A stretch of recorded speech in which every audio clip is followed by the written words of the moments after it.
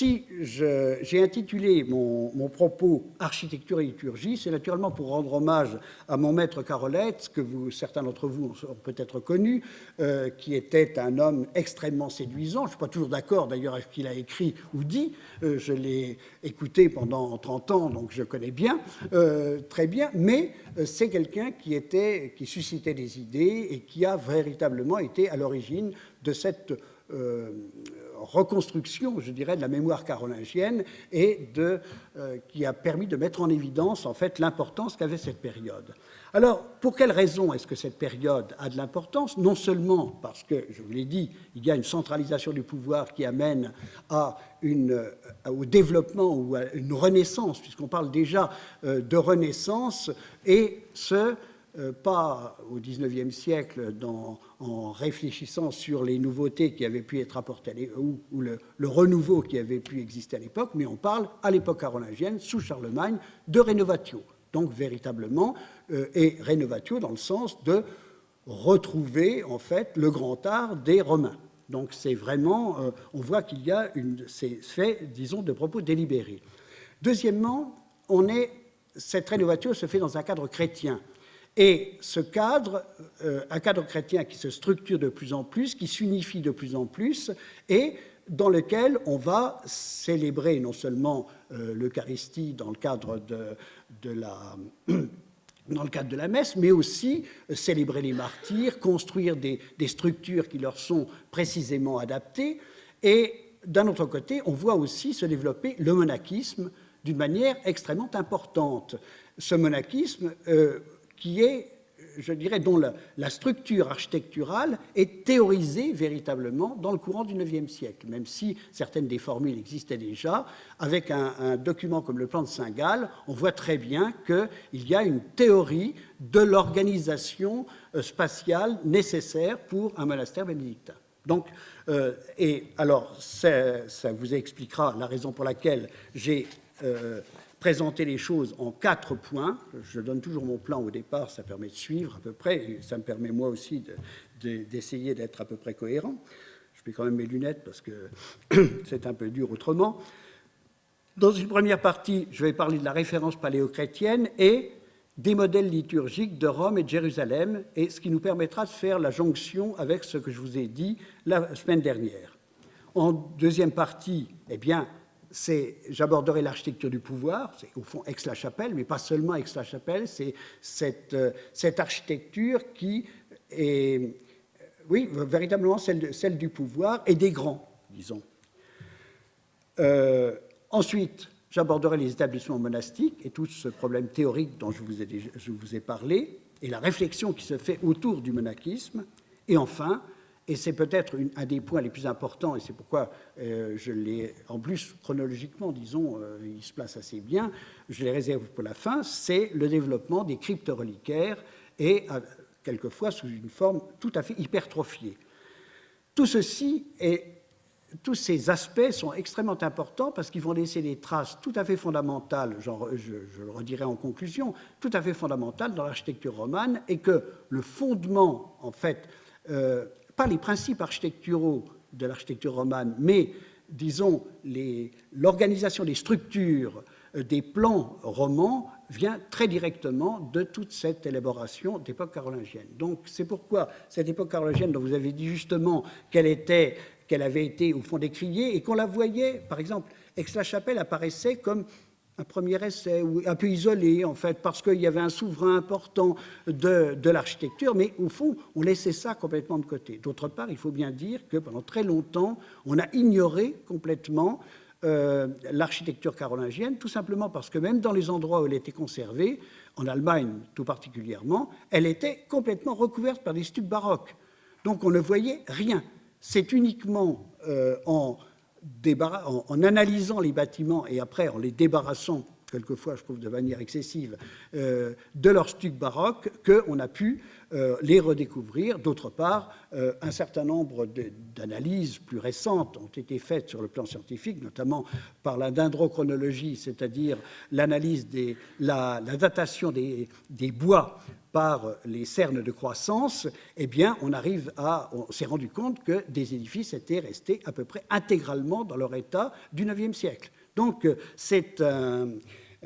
et naturellement, on a un matériau beaucoup plus considérable que celui qu'on avait, je dirais, au début de ce siècle, au début du siècle précédent, et même, je dirais, jusque dans les années 70-80. Enfin, vraiment, c'est quelque chose qui est... Et c'est en cela que Karl Leitz a été un précurseur, parce que quand il sort sa thèse, quand il édite sa thèse en 63 qui s'appelle Architecture et liturgie Architecture et liturgie à l'époque carolingienne, eh bien, c'est vraiment, il apporte complètement une nouveauté et il montre à quel point, eh bien, il y a une conception architecturale originale à l'époque carolingienne. Maintenant, j'en viens. Alors, oui, je pense qu'en appuyant simplement, ça marchera. Donc, et c'est pourquoi, donc, vous comprenez pourquoi j'ai intitulé « En mémoire de mon maître, architecture et liturgie à l'époque carolingienne ». Alors, sur la gauche, vous avez cette gravure, et là encore, c'est un hommage, puisqu'il s'agit je vais en reparler, mais il s'agit de la gravure représentant l'abbaye de Saint-Riquier, l'abbaye carolingienne de Saint-Riquier, dans le nord, et c'est à partir d'un travail sur cet édifice que Karl Leitz a élaboré toute sa théorie concernant l'architecture et la liturgie. Référence paléochrétienne, les modèles liturgiques de Rome et de Jérusalem, comme je vous l'ai dit. Alors là, pour ceux qui étaient là la semaine dernière, vous retrouvez certains des éléments que j'ai déjà présentés. J'aime bien créer des ponts parce que, justement, il n'y a pas de rupture. Hein. On est toujours dans le même déroulement, je dirais, dans les mêmes types de réflexions. Ici, je vous montre le plan que je montrais la semaine dernière de Saint-Pierre de Rome pour insister sur certains points. Tout d'abord, l'édifice basilical, je n'y reviens pas, mais tout à fait avec une particularité essentielle, c'est qu'il est occidenté, c'est-à-dire que l'abside est tournée vers l'Occident et non pas vers l'Orient, comme dans la plupart des églises occidentales. D'autre part, ça me permet de vous montrer, au fond, le type de célébration qui se déroulait à Rome, à Saint-Pierre, à partir du VIe siècle, ou au moins à partir du VIe siècle, puisque l'état restitué ici est l'état de la fin du VIe siècle, avec la crypte, dont je reparlerai plus tard, de Grégoire le Grand, on voit très bien un dispositif avec banc presbytéral, cathèdre épiscopale, ciborium au-dessus de l'autel, ici placé au-dessus de la tombe de Pierre, mais c'est plutôt la disposition générale, et le célébrant se place derrière l'autel et est tourné vers l'Orient et vers les fidèles. Je reviendrai sur cet aspect-là parce qu'il est extrêmement important et il va expliquer certaines modifications architecturales essentielles. De l'autre côté, une image qui est importante et que je vais commenter, il s'agit je vous l'ai montré déjà une fois, mais là, elle est tout à fait en situation, il s'agit d'une enluminure du sacramentaire de Drogon. C'est un manuscrit messin. Il faut bien que je vous parle de ma ville de Metz tout de même, mais en même temps, il y a des raisons pour ça. Ce n'est pas du tout artificiel. Ce sacramentaire de Drogon a été réalisé à Metz au milieu du IXe siècle pour l'évêque Drogon, qui était le dernier édifice de Charlemagne et qui a été évêque à partir de 823 et qui meurt en 855. Et vers 850, peut-être un peu avant, on réalise ce manuscrit. Dans ce manuscrit, on représente la liturgie telle qu'elle se déroule à Rome, à Metz, ou au moins telle qu'on voudrait qu'elle se déroule à Metz. Et ici, c'est une image, à mon point de vue, une image de Saint-Pierre montrant la liturgie romaine telle qu'elle a été importée au milieu du 8e siècle, je vais y revenir, à Metz, à partir de Rome. En effet, on voit sous un ciborium derrière l'autel, le célébrant, on voit la barrière de chancel, derrière les clercs, on a un clerc tonsuré ici, un autre ici, et puis des personnages qui hiérarchiquement sont de moins en moins importants et qui s'éloignent vers le fond. En fait, ce que l'on voit ici, c'est exactement la manière dont ça se présentait en fait dans les grandes églises romaines, vraisemblablement dès le IVe siècle, mais en tout cas au moins à partir du VIe siècle, au moment où, je vous l'ai dit, Saint-Pierre de Rome a été modifié.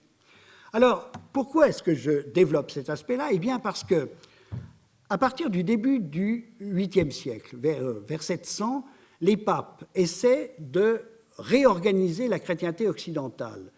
La chrétienté en général, mais Byzance, enfin Constantinople, n'a jamais vraiment suivi et n'a jamais considéré que le pape était véritablement son chef. En revanche, en Occident, il a tout de même un certain poids.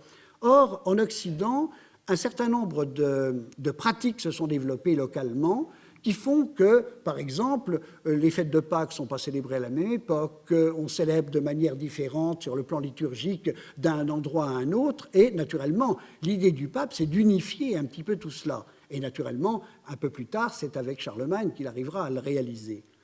Il est aidé en cela par un certain nombre de prélats,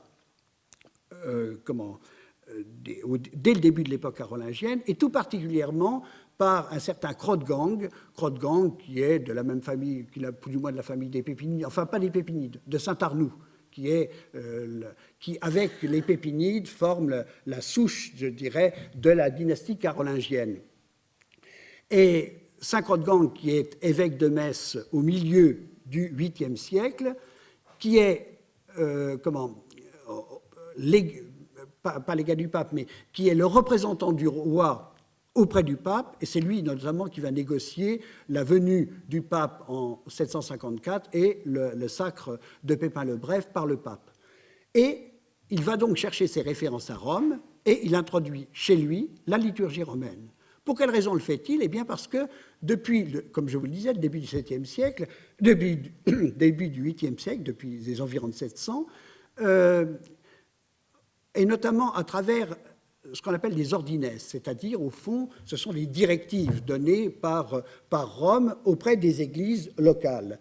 Et notamment l'Ordo Primus, le premier de ces ordines, eh bien, on dit, par exemple, il faut célébrer à la manière de Rome vers l'Orient. Ça va poser un véritable problème lorsque, vu de Rome, vous voyez très bien comment les choses se présentent, le prêtre célèbre, enfin le célébrant se place derrière l'autel, célèbre vers l'Orient, vers la foule des fidèles.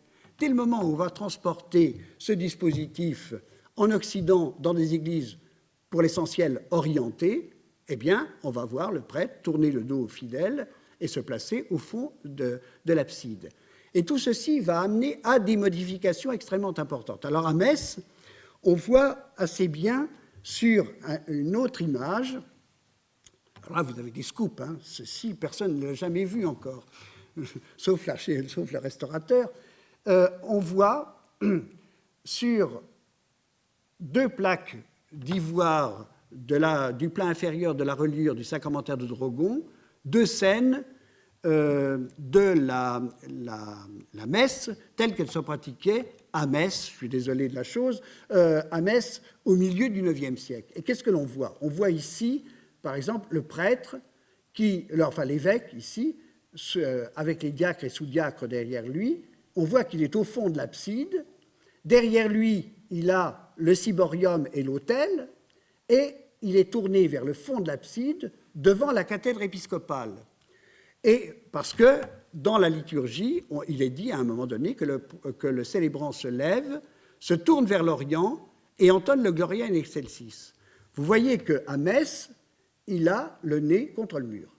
Il est absolument contre l'abside. Ça va amener d'ailleurs à des transformations assez importantes. Ça a été étudié notamment par un liturgiste du nom de Cyril Vogel qui a vraiment remarquablement travaillé à ce sujet. Et c'est là où on va voir l'organisation que nous avons vue, c'est-à-dire avec la cathèdre épiscopale au fond de l'abside, le banc presbytéral, tout ceci, revenir en avant de l'autel de manière à ce qu'il n'y ait plus de cette solution assez bizarroïde. Deuxième chose, c'est qu'on sait absolument que nous sommes dans la cathédrale de Metz, parce que la cathèdre épiscopale qui est visible au milieu du IXe siècle, eh bien, c'est toujours la cathèdre épiscopale telle qu'elle existe aujourd'hui.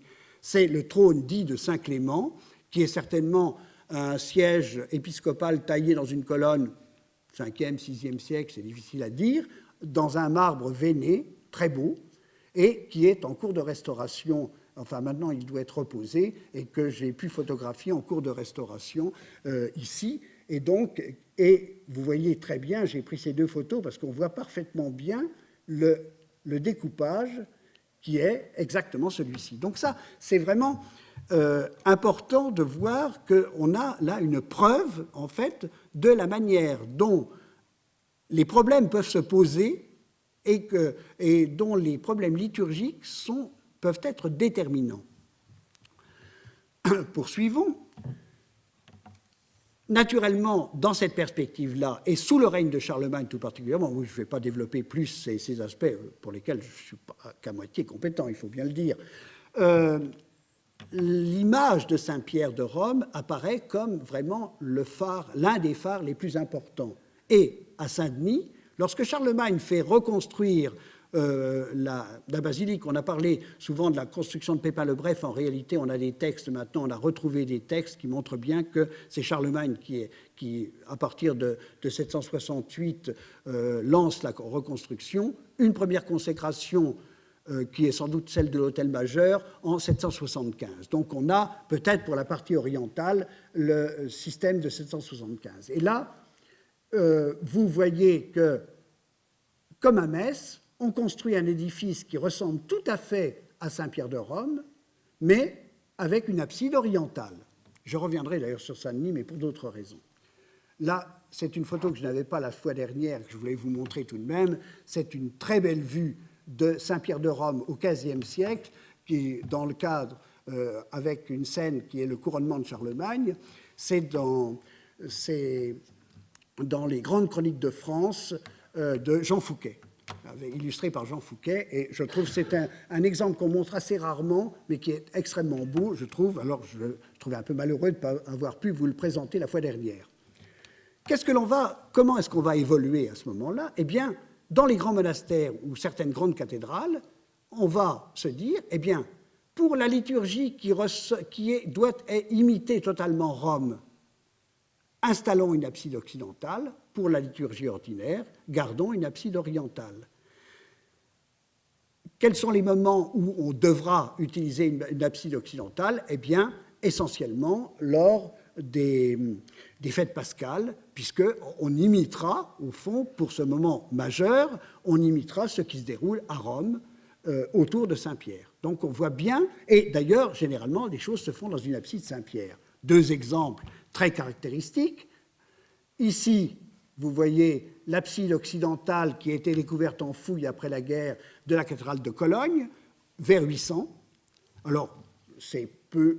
Il y a aussi une abside orientale. J'ai choisi un modèle, je voulais surtout vous montrer l'abside occidentale avec une abside Saint-Pierre. Et puis, le modèle ça a peut-être servi de modèle au plan de Saint-Gall, ce plan réalisé dans les années 820-830 à la Reichenau. Je reviendrai sur cet ensemble de la Reichenau sur le lac de Constance, un des très grands monastères carolingiens. Et sur ce plan, eh bien, ici je vous montre une image schématique, mais on verra les choses un petit peu plus tard. Vous voyez qu'on prévoit deux absides opposées, une abside consacrée à Saint-Gall et à la Vierge, et une abside, on parle parfois de contre-abside, dédiée à Saint-Pierre. Et sur le plan de Saint-Gall, on a toutes les inscriptions, on sait très très précisément en fait quels sont les vocables et quelles sont les fonctions. Et nous reviendrons là-dessus. L'exemple peut-être le plus extraordinaire est celui de Fulda, de la grande abbatiale de Fulda, Fulda en Hesse. On reviendra sur Fulda parce qu'il y a quelques monuments carolingiens conservés. Malheureusement, la grande abbatiale a été entièrement reconstruite ou presque, enfin au moins réhabillée complètement au XVIIe siècle. et on ne la connaît guère qu'à travers des gravures du XVIe. Mais il faut savoir que le grand transept, par exemple, que vous avez là, a été pratiquement, au moins certains de ces murs, entièrement conservés dans la construction baroque. Donc on a pu faire une analyse, en fait, de tout cela et retrouver la structure carolingienne. Alors, on a affaire à un très grand bâtiment, de pratiquement une centaine de mètres de long, vous voyez, ça fait 20 mètres, mais c'est même, avec un atrium occidental, un atrium oriental, je veux dire, une abside occidentale qui est la plus importante, là où se trouve l'autel majeur, un grand transept qui imite les proportions, les mesures intérieures du grand transept de Saint-Pierre de Rome, donc c'est vraiment délibéré, et puis, en secondaire, pour la liturgie locale, eh bien, une abside orientale. Donc on voit bien ce système qui fait que pour essayer d'avoir la meilleure, la meilleure pratique liturgique et la plus proche de Rome, eh bien, on est amené à construire un édifice à deux pôles. Naturellement, on n'en fera pas partout, bien sûr. Simplement, et c'est là où c'est très intéressant, c'est que lorsqu'on invente une forme pour des raisons liturgiques, elle peut très bien perdurer alors qu'elle n'a pas les mêmes fonctions liturgiques. Ici, c'est particulièrement caractéristique. Alors j'ai essayé quand même de rassembler, même quand ce sont des petits édifices, dans une logique un peu générale, les monuments qui subsistent, parce que quand on a très peu de monuments carolingiens, autant vous les montrer, même si les photos ne sont pas extraordinaires comme celle-ci.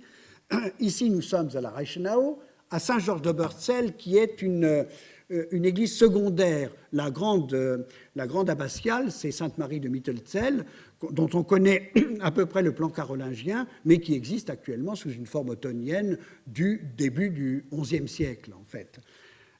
En revanche, l'église Saint-Georges a été conservée complètement dans sa structure carolingienne, et elle a été construite vers la fin du IXe siècle, au moment où on a reçu à la Reichenau le crâne de Saint-Georges. Alors, ça ne devait pas être le vrai, parce que maintenant l'Église ne reconnaissant plus la sainteté du dit Georges, mais en tout cas, le crâne de Saint-Georges était donc conservé dans une crypte au-dessous, et on voit donc un édifice, vous voyez, très romain d'apparence, en fait, basilical, 3 vaisseaux, un transept assez compartimenté et un petit chœur carré, au-dessous duquel se trouve une crypte. Et puis, une abside occidentale, vous le voyez, mais cette abside occidentale a toujours servi d'entrée.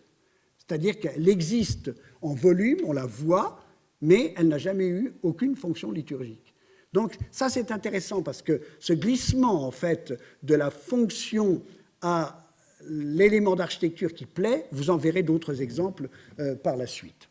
Alors, le bâtiment on a repercé les fenêtres à l'époque baroque, mais le bâtiment existe toujours, et il a aussi pour particularité, et c'est peut-être la chose la plus importante, même si ça n'est pas le lieu d'en parler vraiment ici, c'est qu'il a reçu, à la fin du Xe siècle, un ensemble de peintures murales tout à fait remarquables autour des miracles du Christ, et c'est un lieu que je vous recommande tout particulièrement.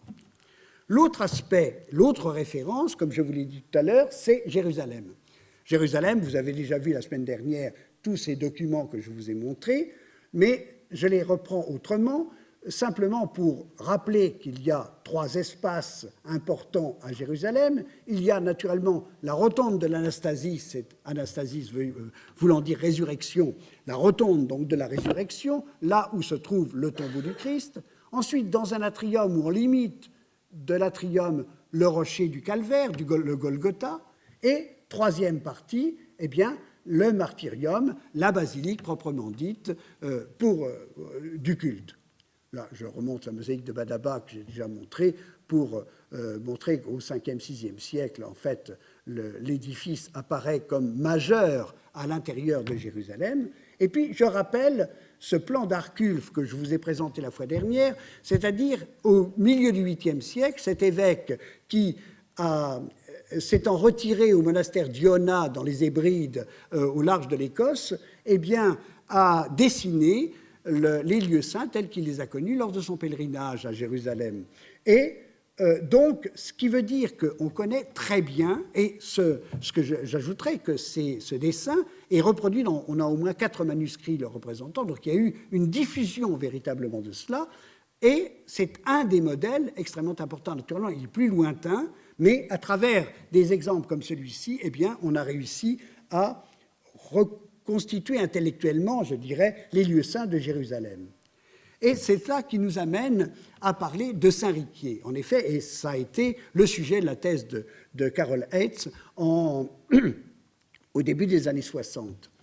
En effet, à Saint-Riquier, on a eu la chance de conserver jusqu'à la fin du XVIIe siècle un document tout à fait important qu'on appelle la Chronique d'Ariulf et qui contenait un petit livre qu'on appelle le Libellus Angilberti, c'est-à-dire le petit livre d'Angilbert. Or, Angilbert est le fondateur, le créateur de l'abbaye de Saint-Riquier, et dans ce petit livre, entre 790 et 800, dans ce petit livre, eh bien, on précise très exactement ce qui se déroule à l'intérieur au moment des fêtes pascales. Et on décrit tous les autels, toutes les reliques qui sont dans les autels, et toutes les pratiques monastiques autour justement de ces autels, et tout particulièrement, comme je le disais, au moment des fêtes pascales. Donc, en fait, on connaît le cheminement des moines, et aux moines sont associés, en fait, les fidèles des 7 communes environnantes. C'est-à-dire, il y a des processions interminables. Tout cela est décrit de façon très, très étonnante, avec toute une symbolique, des groupes de 7 par 3, 2, 2. Enfin, il y a tout un dispositif qui serait beaucoup trop long. Carol Heitz était lyrique à ce propos. Malheureusement, alors, on avait un document donc, du XIe siècle, cette chronique d'Ariulf, reprenant le Libellus Angilberti, et puis, dans ce texte, dans ce manuscrit, il y avait une enluminure représentant le monastère tel qu'il existait au XIe siècle, mais il n'avait pas encore été, l'abbatiale n'avait pas encore été reconstruite, et donc on avait une image tout à fait caractéristique de l'église carolingienne. Ce manuscrit cette image a été recopiée vers 1612, en 1612, dans un manuscrit du sénateur Pétot. Ensuite, plus tard, oui, 1673, vous voyez, c'est écrit là-haut, par Mabillon, et ces 2 gravures, même si celle-ci est un peu systématisée, représentent véritablement la même chose. Elles ont été faites séparément sur le manuscrit, donc on a une indication de sa qualité. Et malheureusement, peu de temps après que Mabillon l'ait renvoyé à l'abbaye, la bibliothèque brûle et donc le manuscrit disparaît. Mais nous avons ces documents, un texte, et donc on arrive à percevoir la chose suivante, c'est que on a un édifice à 2 pôles, un pôle qui est consacré à Saint-Riquier, c'est-à-dire au saint local, qui correspond à l'église principale. En position centrale, on va trouver l'autel de la Sainte-Croix, et en position occidentale, c'est-à-dire exactement dans la même position qu'au lieu saint de Jérusalem, eh bien, un sanctuaire dédié au Saint-Sauveur qui va être placé à l'étage. Au-dessous de ce sanctuaire, eh bien, une chasse, un reliquaire, si vous voulez, qu'on appelle la capsa major, la chasse majeure, et dans cette chasse, eh bien, on place non pas des reliques du Christ, mais un résumé de la Terre Sainte, c'est-à-dire un peu du Jourdain, un peu de terre de Galilée, enfin, et ainsi de suite, c'est-à-dire tout ce qui a été sanctifié par la présence du Christ. Au-delà, alors je vais y revenir là-dessus, mais vous avez tout cet espace qu'on a pris d'abord pour un cloître. En réalité, des fouilles ont été faites sur cette église et on est à 300 mètres. En fait, c'est l'enclos du monastère qui est ici représenté. Voici les restitutions qui ont pu être faites. Là, j'aime toujours bien. Là, c'est les restitutions d'Effman, le premier à avoir véritablement travaillé sur le monastère. Et là, c'est Kenneth John Conant, qui avait toujours le chic pour faire des restitutions tout à fait éblouissantes, pas toujours, quelquefois un peu discutables, mais comme les architectes savent en faire. On me comprendra dans cet espace. Voici comment les choses se présentaient. Voici donc les églises. Au fond, il y a non pas 3 églises comme on le voit ici, mais 4 églises une église Saint-Sauveur, une église Saint-Riquier, l'église Saint-Benoît qui est le vestiaire des moines, enfin c'est une église strictement monastique, et l'église Sainte-Marie et des apôtres qui se trouvent à l'extrémité. Et voici la fouille qui a été faite sur l'église Sainte-Marie. On voit très bien que le plan que vous avez ici correspond assez bien à ce que vous avez vu sur la gravure. Même chose, ceci, c'est une fouille qui a été faite, bon, on peut discuter un peu, mais qui a donné quand même des résultats sur l'abbatiale, sur la partie occidentale de l'abbatiale et le sanctuaire du Saint-Sauveur. Et il semble bien que si on avait choisi un hexagone, oui c'est ça, on a un polygone à 6 côtés ici, 12 ici, et ici c'est un octogone qui est utilisé. Il semble que la tour circulaire était portée par un octogone, en fait. Donc, une structure qui veut reproduire ce qui se passe à Jérusalem. Et la comparaison qu'a fait Karl Heitz entre les deux espaces est tout à fait caractéristique. On voit très bien comment on a essayé d'intégrer 3 espaces à l'intérieur d'un espace unitaire, en plaçant au centre, donc en position médiane entre ce qui rappelle la sépulture du Christ et le lieu de culte, eh bien, l'autel Sainte-Croix. Mais on conserve une célébration faite dans une abside orientale. Vraiment, l'abside occidentale, on peut dire qu'il y a eu quelques... elle a séduit, notamment un peu dans le monde germanique, mais elle n'a pas eu véritablement une très grande postérité. Là, c'est un exemple pour vous montrer, en fait, le détail de tout ce que l'on sait. On sait exactement comment les moines, par exemple, puisque tous les matins, ils doivent rendre visite à tous les saints qui se trouvent à l'intérieur de l'abbatiale, eh bien, comment ils circulent, ils passent d'un hôtel à l'autre, et ces hôtels sont extrêmement nombreux à l'intérieur, puisque l'Église doit apparaître, au fond, comme une espèce de résumé au fond de la chrétienté. C'est-à-dire que les saints locaux, les apôtres, toute une série vont être là, les martyrs vont être là, au fond, pour donner du sens véritablement à l'Église et avoir des autels. Et sur le plan de Saint-Gall, eh bien, on retrouve exactement la même chose, avec parfois des vocables tout à fait similaires.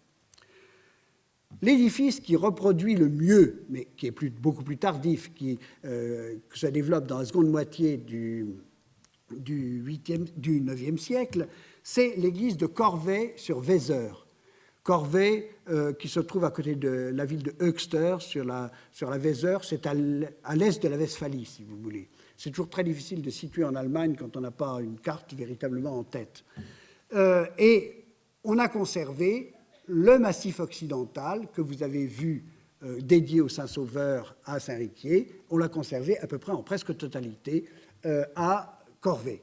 Alors, il y a eu des modifications dans les parties hautes au XIIe siècle, tout ceci a été transformé, mais il faut imaginer ici 2 tours, une grosse tour carrée en arrière-plan et un dispositif à 2 niveaux que vous allez voir. Ici, et c'est intéressant, dans cette niche, on a une statue du XVIIe siècle qui représente le Christ sauveur. D'ici à penser qu'elle a remplacé une image beaucoup plus ancienne du Christ sauveur et que, bien qu'on n'ait pas de vocable, la chapelle haute soit aussi une chapelle Saint-Sauveur, il n'y a qu'un pas à faire, mais il faut faire quand même très très attention au niveau du sens. Un mot tout de même, si j'ai mis ce détail, c'est pour vous montrer l'appareillage, une construction soignée, mais en petit appareil, c'est un grès en petit moellon, mais très soigneusement appareillé et que les restaurations ont bien fait apparaître. Alors voici comment... Alors il y a eu des fouilles naturellement sur le reste de l'édifice, mais il ne subsiste en fait que la partie en noir que vous avez là. On voit qu'après un atrium très développé, vous n'en voyez qu'une partie ici, il était plus long dès l'époque carolingienne.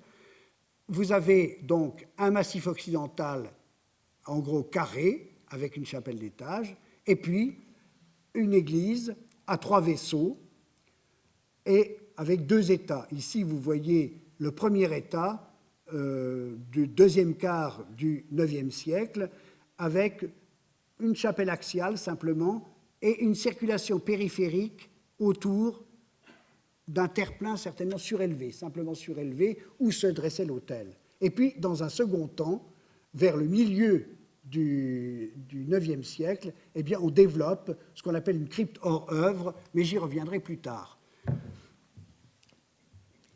Voici le plan de la partie inférieure.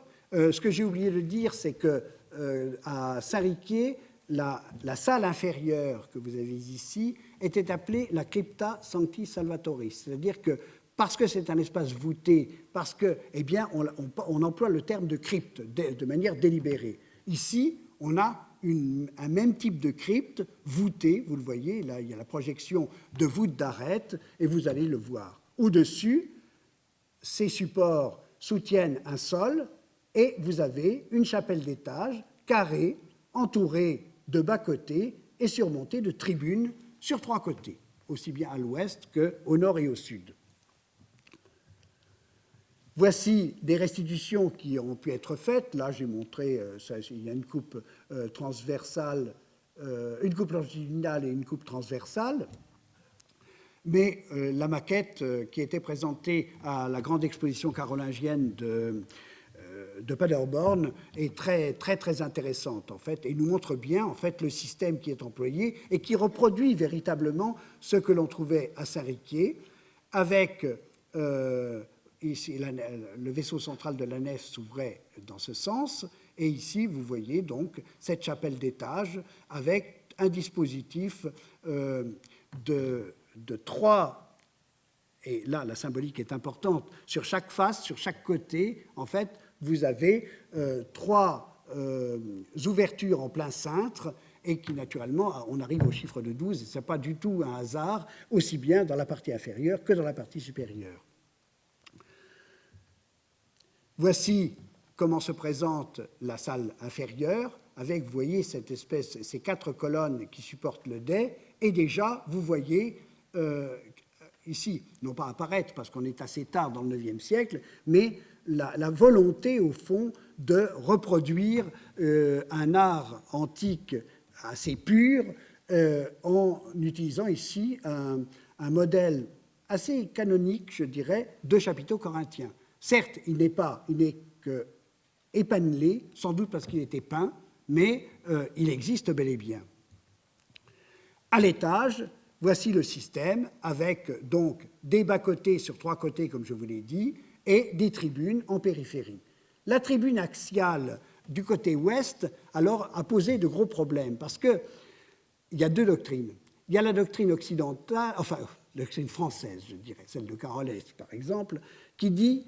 au fond, on est dans un système strictement liturgique, et donc, vraisemblablement, cette grande tribune que vous avez en haut était destinée peut-être à recevoir une chapelle archangélique, c'est-à-dire, par exemple, Saint-Michel. Les Allemands, qui sont très portés, je dirais, vers l'Empire et l'idée d'Empire, ont pensé qu'il s'agissait du lieu où l'empereur, au cas où il viendrait, pourrait prendre place, c'est-à-dire une espèce de chapelle palatine que nous verrons installée dans l'église. Et c'est assez drôle parce qu'il y a actuellement, je ne sais pas où on en est, mais il y a un trône, à la tribune, il y a un espèce de trône néogothique assez étonnant, qui de temps en temps se trouve placé au fond ici, et quand il y a des critiques, se retrouve relégué à un endroit où on ne le voit pas du bas. Donc, on voit bien qu'il y a encore toute une discussion sur cela. Peut-être y a-t-il une double fonction aussi. Mais peut-être, j'ai un peu des doutes. Imaginez qu'on a construit tout ça pour un empereur dans les années 875, pour un empereur qui viendrait peut-être... j'ai un peu des doutes, pour tout dire. Voici comment... Alors, il y a des parties restituées, je n'ai pas insisté là-dessus parce que je n'aime pas beaucoup ce qu'ils ont fait dans ces parties hautes, mais disons que le volume est tout à fait satisfaisant. Voici comment s'ouvrait cette chapelle haute vers la nef, et voilà au fond la présentation. Imaginez qu'à Saint-Riquier, un système de ce type où il y a une véritable mise en scène, je dirais, notamment dans le cadre des fêtes pascales, et qui est parfaitement visible de l'intérieur de la nef. En cela, vous voyez à quel point l'importance de la liturgie est grande et détermine, et que cette liturgie détermine véritablement certaines des formes.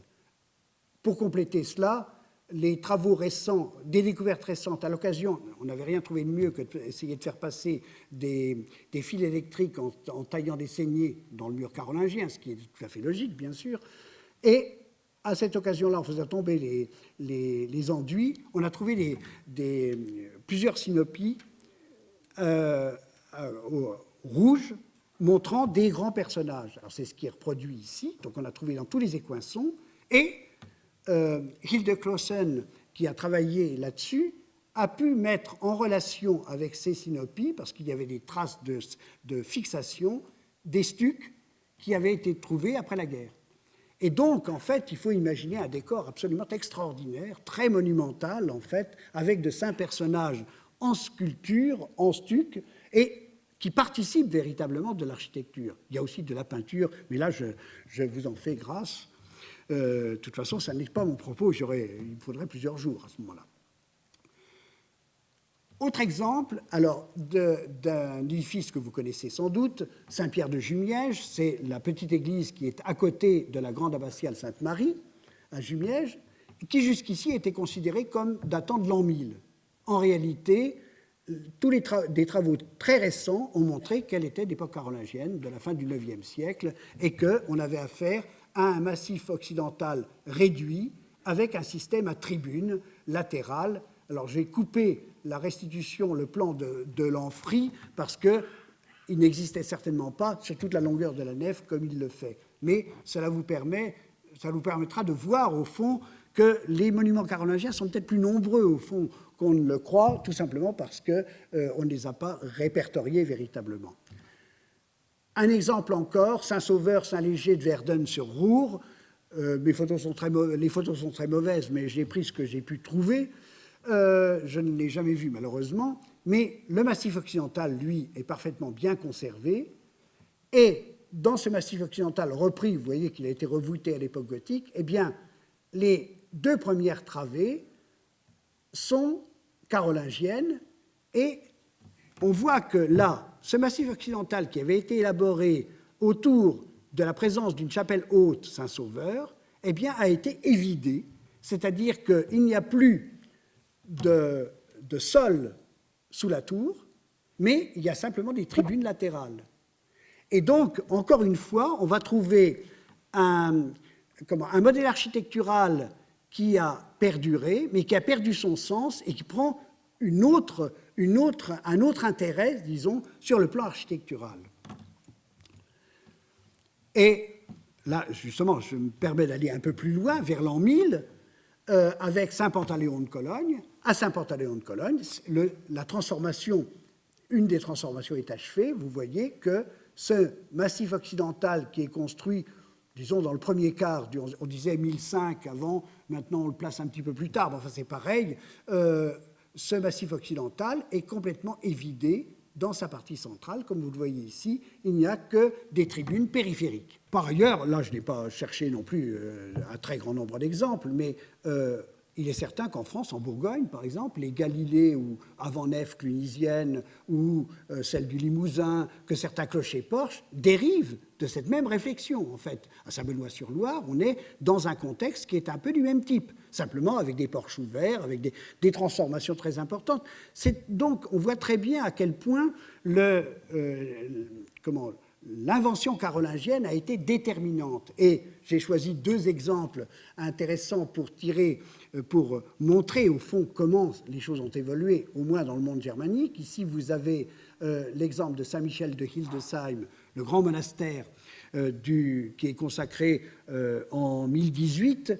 Et ici, vers 1030, l'abbaye Sainte-Marie de Mittelzell de Reichenau, je vous en ai parlé tout à l'heure, et dans ces deux cas, eh bien, on va trouver ici une abside occidentale, vous la voyez très bien, mais avec une tribune haute au-dessus d'une crypte, c'est-à-dire qu'on a emboîté dans une abside occidentale un massif occidental. En revanche, à Reichenau, on a créé dans la tour, dans la grande tour de façade, une abside une abside occidentale. On voit tout ce jeu, en fait, entre des formes, et il faut bien se dire que dans le monde germanique, on va apprécier quelquefois ce type de solution. À Verdun, par exemple, Verdun appartient à l'Empire à l'époque, eh bien, à Verdun, au XIe siècle, on a un édifice à double abside. À Besançon, même chose. Et l'exemple le plus étonnant, le plus tardif, c'est à la cathédrale de Worms, où on installe une abside occidentale noyée dans un massif occidental vers 1220. C'est-à-dire en pleine période gothique, avec beaucoup de mal pour installer la rose, parce qu'on ne sait pas comment arriver à installer une rose de type rémois dans un espace qui n'est pas adapté du tout. Donc on voit bien, vous voyez, les traces que cela laisse. Maintenant, je poursuis. Je suis long, mais c'est mon habitude. Puis de toute façon, il y avait des choses à mettre en place. Aix-la-Chapelle. Alors, j'ai mis l'architecture du pouvoir et l'imitation de l'Antiquité, parce que c'est vrai que c'est de manière délibérée que Charlemagne va se référer à l'Antiquité. D'abord, un premier exemple, dans les années 770-80, il s'agit du palais d'Ingelheim, à côté, dans la vallée du Rhin, pas très loin de Worms. Et ce palais qui a été fouillé, vous en voyez les restitutions.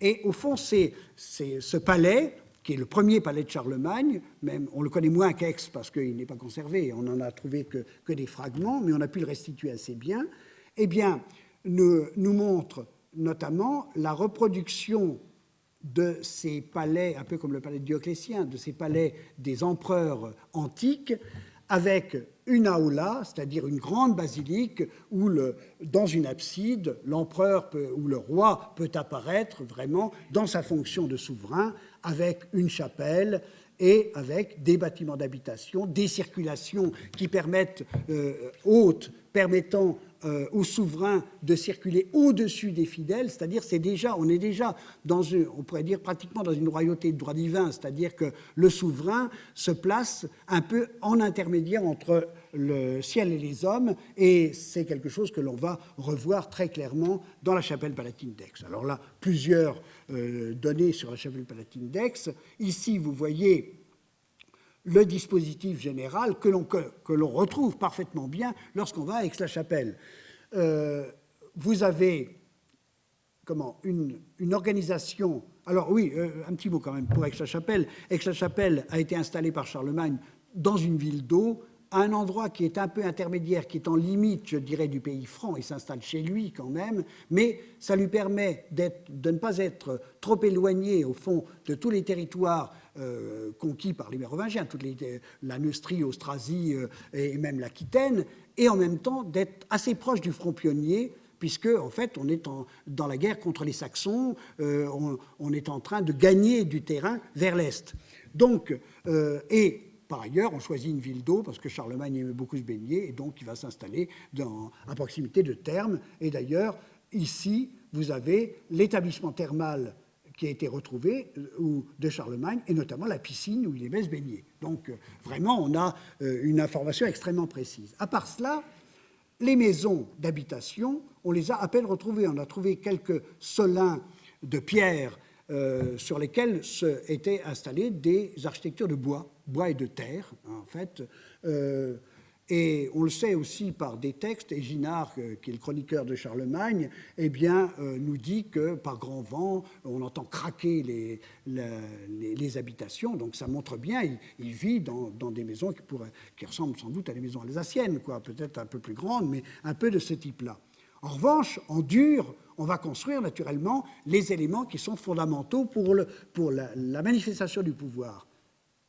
De part et d'autre, et en symétrie par rapport à une grande porte monumentale, eh bien, on va avoir l'aula.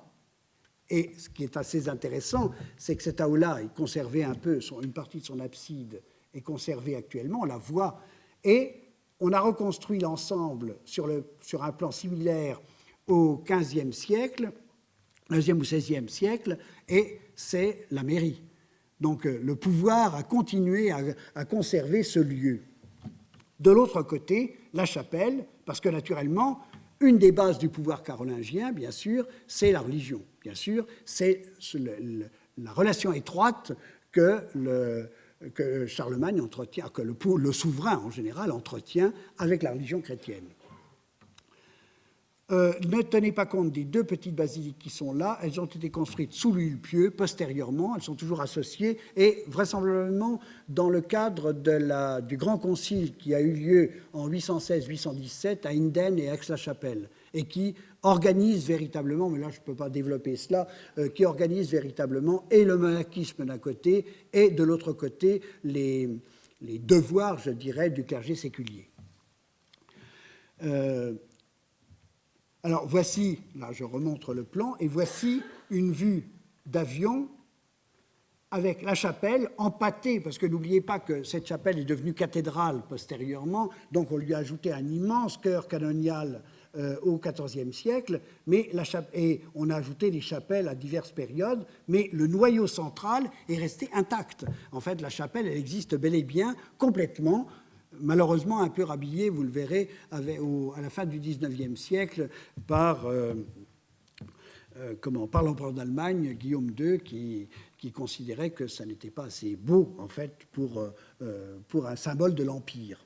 Alors là, et de l'autre côté, alors malheureusement, on a construit un immeuble immonde ici, à l'endroit, et en décalé à l'endroit où se trouvait placé cet élément, avec une circulation haute qui permettait à l'empereur d'aller de la salle du trône à la tribune de la chapelle palatine où il avait sa place. Donc, on retrouve ce que je vous ai dit tout à l'heure pour Ingelheim. Et puis, de l'autre côté, vous voyez ce qui reste de l'abside de l'aula.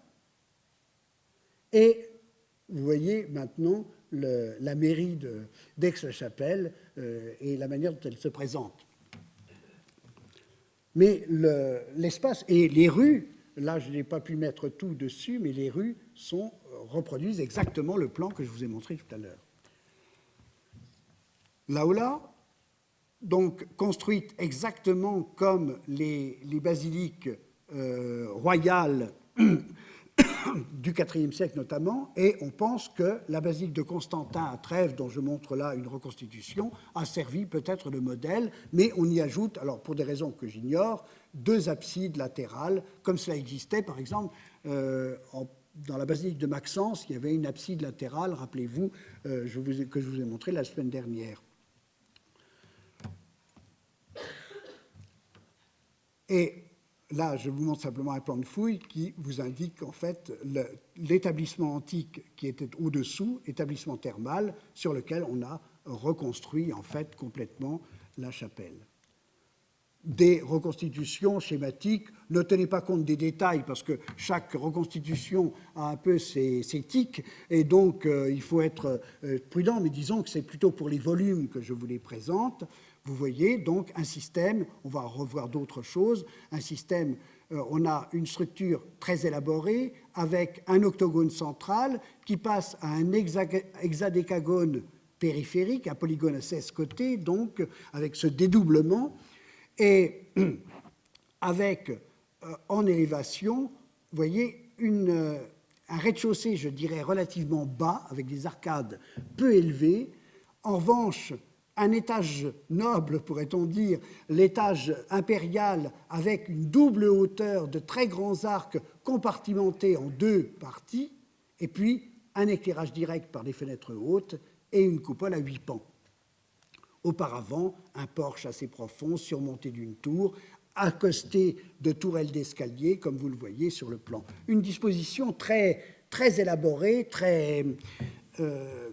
et conçue, alors certes, qui évoque des plans antiques, mais conçue véritablement, comme on va le voir, pour le souverain. Voici comment les choses se présentent de nos jours. Un porche du XVIIe siècle ou du XVIIIe a été ajouté devant cette entrée, mais vous retrouvez exactement la grande entrée monumentale, la grande niche monumentale, peu profonde, avec une ouverture qui se trouvait ici, où le souverain pouvait, que l'on voit restitué ici, où le souverain pouvait apparaître à son peuple massé dans l'atrium. Donc on voit bien toute une présentation extrêmement élaboré, un atrium avec tout ce jeu de niches aussi périphériques qui ont été retrouvés en fouille. Et on sait, par les descriptions, que dans le cul-de-four, tout était... Alors, c'était assez compliqué. La niche était en ocre jaune, c'est-à-dire imitant l'or. Une grande croix pourpre était tracée dans la partie haute. Imaginez un peu le souverain apparaissant dans cet espace. Et puis, et naturellement, tout l'ensemble était enduit. Si j'ai fait cette comparaison, c'est qu'on dit toujours... Alors, voici la seule vue qu'on puisse avoir sur l'appareillage de la chapelle palatine, et j'ai mis en parallèle, bien sûr, Saint-Vital, qui a certainement servi de modèle, mais ce n'est pas un modèle direct, c'est-à-dire c'est un modèle, parce que Ravenne est bien connu des Carolingiens, on a arraché suffisamment de mosaïques ou ramené de colonnes de Ravenne dans les édifices carolingiens pour qu'on connaisse bien. Simplement, ici, il s'agit d'une église martyriale, autour de Saint-Vital. Ici, il s'agit d'une église liée à un souverain, ce qui est tout à fait différent. Donc, il va y avoir des adaptations. D'un côté, une architecture de briques, avec un jeu de contreforts très élaboré. Ici, une architecture de pierre, mais pas une architecture de pierre simple. En réalité, quand on regarde attentivement, mais je ne pense pas que vous voyez bien de loin, on a un petit appareil de moellons assez irrégulier pour tout le remplissage du mur. En revanche, les chaînes d'angles, celles qui marquent chaque angle de l'hexadécagone, et l'entourage des fenêtres, pour autant qu'on a encore quelques éléments, tout ceci, les fenêtres avaient été refaites à l'époque gothique, donc on avait percé, donc elles ont été rétablies à la fin du XIXe siècle. Mais il y a encore certains éléments qui sont encore des fenêtres authentiques, et on utilise un moyen appareil de pierre de taille, très soigneusement réalisé, et notamment sur la chaîne d'angle, on voit très bien se marquer l'arête. Donc il y a un véritable travail en architecture, travail sur les matériaux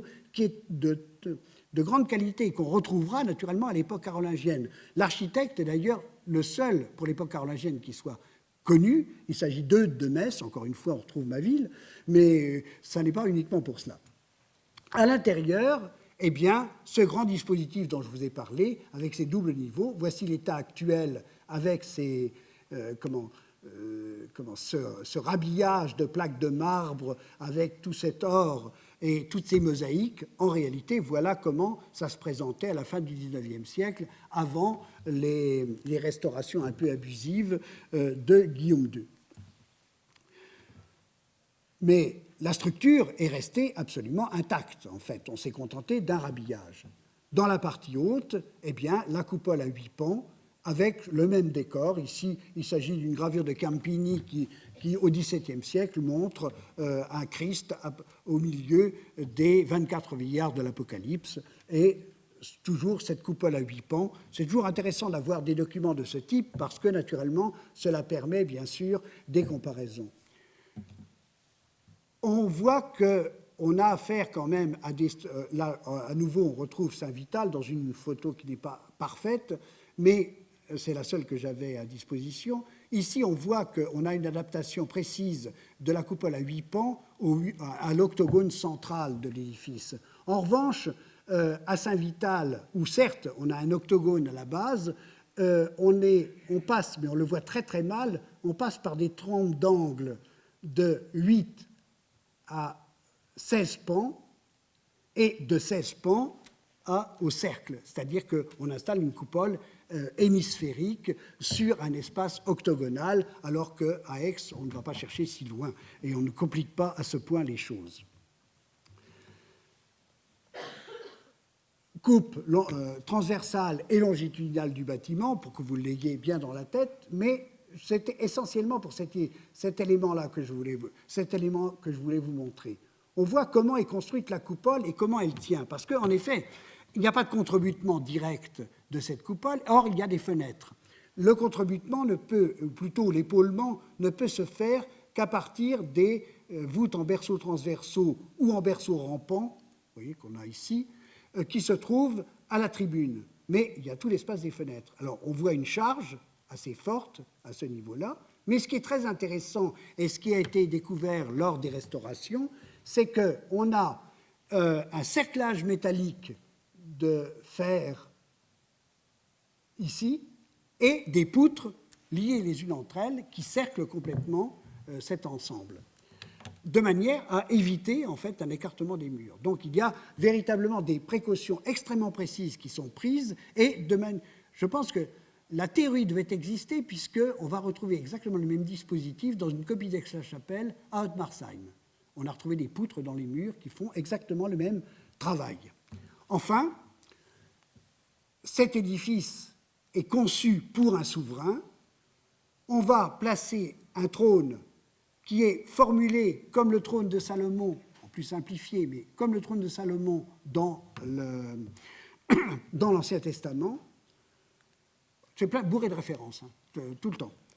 Et puis, on le place de manière à ce qu'il soit en face du Christ de la coupole. Il est au niveau de l'autel du Saint-Sauveur qui se trouvait placé à ce niveau-là, au-dessus de l'autel Saint-Pierre, et qui se trouve placé... l'autel Saint-Pierre qui se trouve ici, l'autel marial, qui est l'autel majeur, se trouvant placé dans le bas-côté. Et c'est très important parce que ça montre aussi la conception du pouvoir qu'a Charlemagne à la fin du 8e, début du 9e siècle, c'est-à-dire qu'il se place comme pratiquement comme un intermédiaire entre Dieu et les hommes, comme quelqu'un qui a été choisi par Dieu pour régir les affaires humaines, et en cela apparaît plus important que le pape, qui n'est que le successeur de Pierre. Donc on est vraiment dans la formation de cette royauté de droit divin dont Louis XIV fera grand usage. Voici l'église de Ottmarsheim, que je vous montre tout de même, consacrée en 1049 par Léon IX, et qui présente, sous une forme simplifiée, avec des proportions de moitié, eh bien exactement la même structure et, comme je vous l'ai dit, les mêmes techniques pour équilibrer la coupole. J'ai eu l'occasion, parce qu'il y a eu un grand incendie, l'orgue qui est ici est neuf. En effet, on avait à peine restauré l'ancien, qui était du XVIIe siècle, un très bel orgue, qu'il y a eu un court-circuit, ça a brûlé, et il a fallu restaurer complètement l'édifice qui venait de l'être. Et donc, j'ai eu l'occasion de monter sur les échafaudages tout à fait en haut et regarder de très près cette coupole. C'est vraiment extrêmement intéressant, et c'est vraiment la reproduction d'Aix-la-Chapelle, mais avec une esthétique différente, puisque ce sont les chapiteaux cubiques, tout à fait caractéristiques de l'art germanique du début du XIe siècle, qui sont utilisés.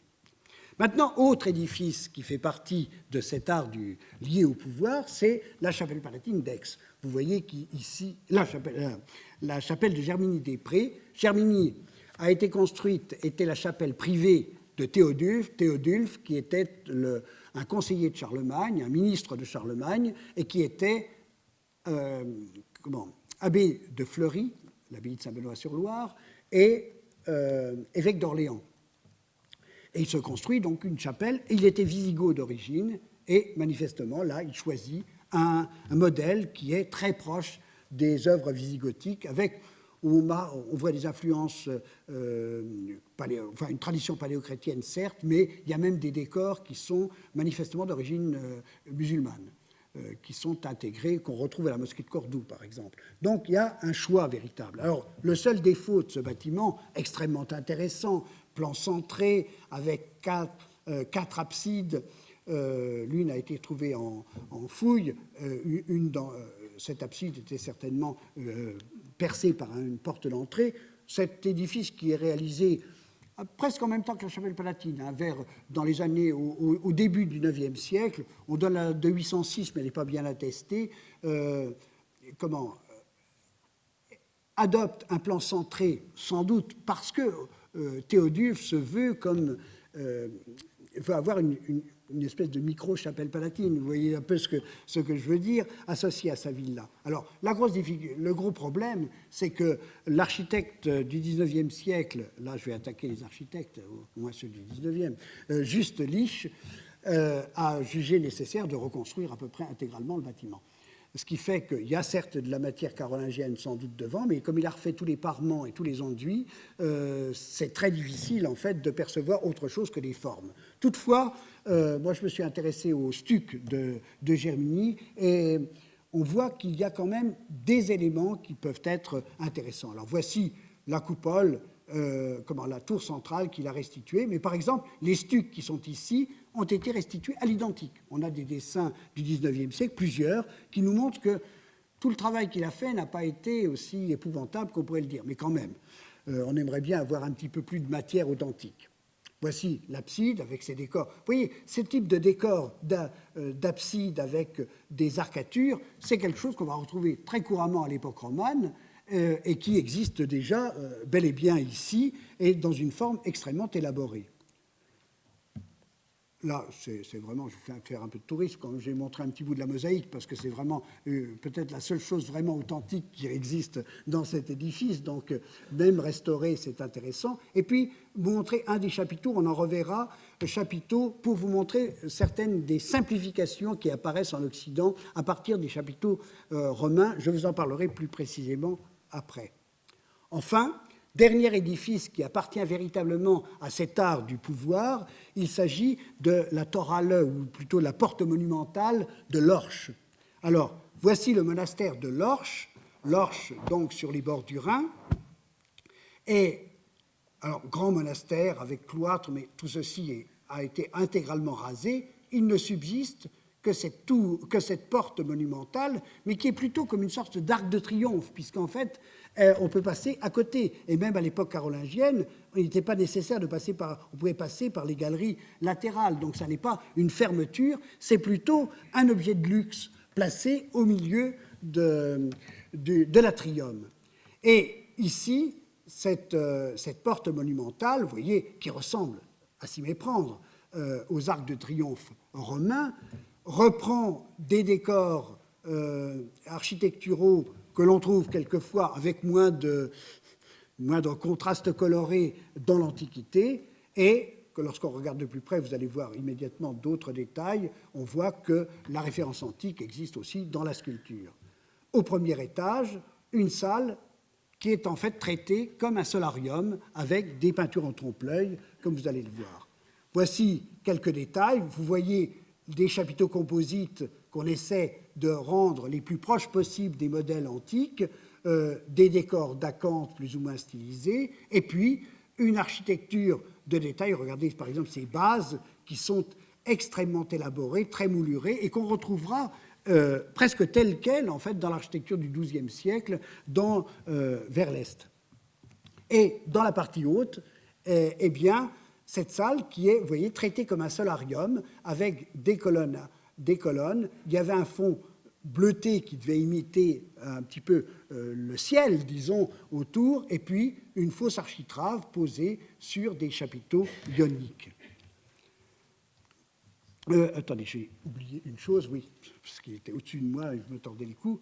Alors, tout cet ensemble a été daté, et vous le trouverez dans les livres, souvent daté de la fin du 8e siècle. Tout simplement parce que le monastère de Lorsch est construit à ce moment-là. En réalité, il semble bien qu'il faille le passer beaucoup plus tard, et très vraisemblablement, tout ce dispositif est lié à au fait qu'on enterre en 876, donc vers la fin du 9e siècle, Louis le Germanique, oui, il faudrait que je revienne une seconde ici, dans un grand mausolée à l'extrémité de l'abbatiale, on met le sarcophage de Louis de Germanique. Ce sarcophage qui est conservé, et vraisemblablement, c'est à cette occasion-là, c'est dans tous ces travaux que l'on va donner un aspect très monumental et très remarquable, disons, à cet édifice. Et lorsqu'on regarde, vous voyez, un détail des chapiteaux ioniques gravés sur le sarcophage de Louis le Germanique,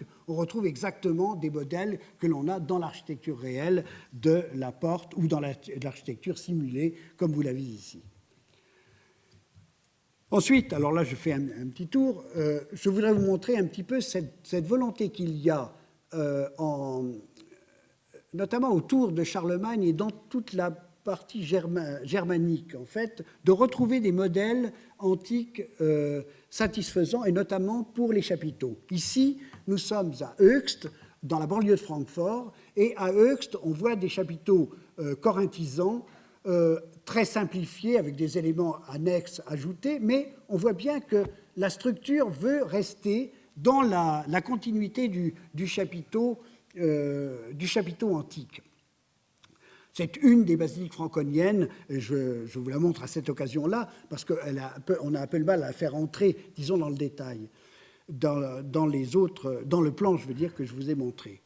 En revanche, on a pas mal de chapiteaux qui sont disparates, qui proviennent d'édifices disparus, et vous voyez ici un chapiteau imité des chapiteaux ramenés d'Italie à Aix-la-Chapelle, à Saint-Gall, une solution assez médiocre, enfin il faut bien dire, on ne perçoit pas très bien les choses. L'Orche que vous venez de voir, avec des chapiteaux composites assez satisfaisants, et puis alors des choses absolument remarquables, où dans les années 820, et à Fulda, eh bien, on fait des chapiteaux qui pourraient pratiquement passer comme pour des chapiteaux antiques.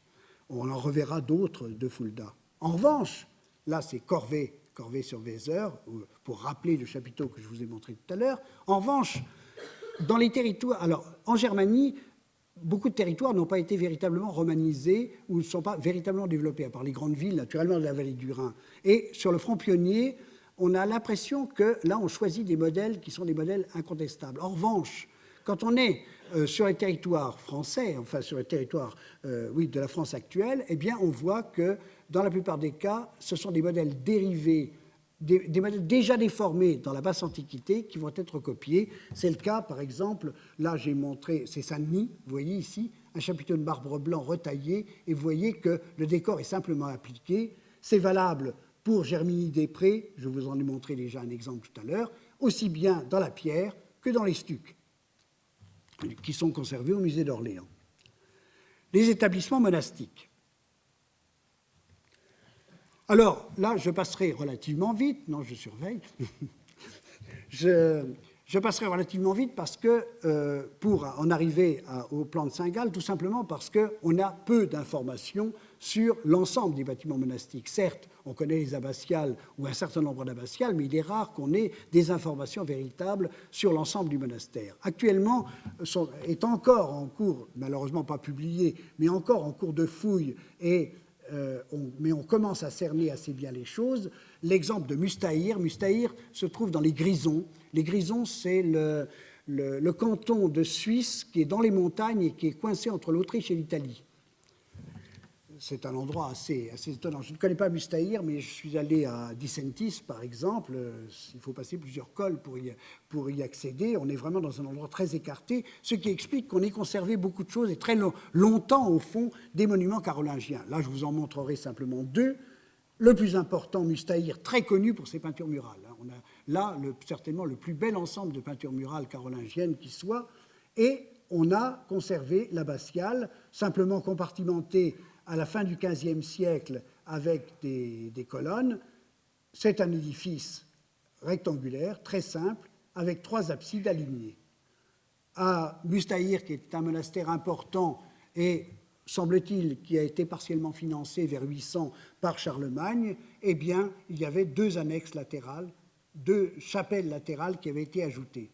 Mais ce que l'on trouve aussi, eh bien, c'est un très grand cloître, et même plusieurs cloîtres, avec toute une organisation monastique assez organisée, comme à l'Orche, comme je vous l'ai montré rapidement sur ce plan schématique tout à l'heure, une organisation que l'on va voir théorisée véritablement sur le plan de Saint-Gall, avec cloître, bâtiments monastiques organisés autour d'un cloître.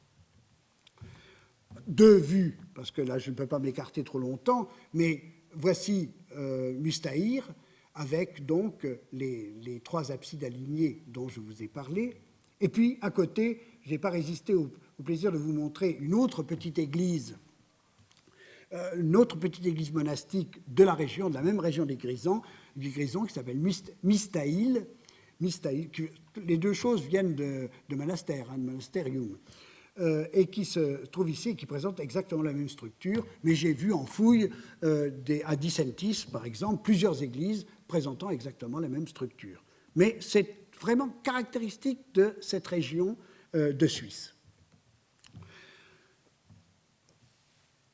Ce qu'on conserve quelquefois à l'intérieur, dans le cadre monastique, ce sont des bâtiments annexes. Par exemple, à Fulda, eh bien, on conserve en partie l'édifice, une église Saint-Michel, qui est en fait un édifice, une chapelle funéraire, disons, qui se trouvait placée au milieu du cimetière, à côté du monastère. Et là, alors elle a été fortement remaniée. En fait, à l'extérieur, on ne voit plus guère que cela de carolingien, mais la rotonde est carolingienne. On y a ajouté un transept et une nef et une tour au cours des siècles, à l'époque romane, puis au XIVe siècle. Mais lorsqu'on entre à l'intérieur du bâtiment, eh bien, on retrouve exactement la structure carolingienne, très remaniée dans les parties hautes, mais totalement conservée au niveau de la crypte. Là, nous sommes dans un système qui rejoint un petit peu ce que nous avons vu la semaine dernière, un système martyrial, même si ce n'est pas un martyrium, c'est plutôt une sorte de memoria, et on va trouver, alors vous voyez ici, la partie renouvelée, en fait, au XIIe siècle, reprenant des chapiteaux carolingiens et des colonnes carolingiennes, et sur le plan carolingien. Donc on a déjà une image tout à fait carolingienne, si ce n'est que la tribune, elle, n'existait pas primitivement. Dans la crypte, vous voyez la partie centrale de la crypte qui repose sur une unique colonne avec chapiteau ionique, et puis un mur presque continu en périphérie et des espaces que vous avez vus sur le plan ici, vous voyez, qui sont maintenant complètement compartimentés, mais qui faisaient un collatéral circulaire permettant, par des petits accès, d'aller dans la partie centrale. Et puis alors, ici, vous voyez, ces très très beaux chapiteaux de type antique, ici essentiellement un corinthisan ici, mais les plus beaux sont des chapiteaux composites comme celui-ci, retaillés dans la partie inférieure parce qu'on a modifié un petit peu certains des supports. Cet art dont je vous ai montré deux exemples à Fulda tout à l'heure, et vous le retrouvez ici avec la même qualité vers le milieu du IXe siècle.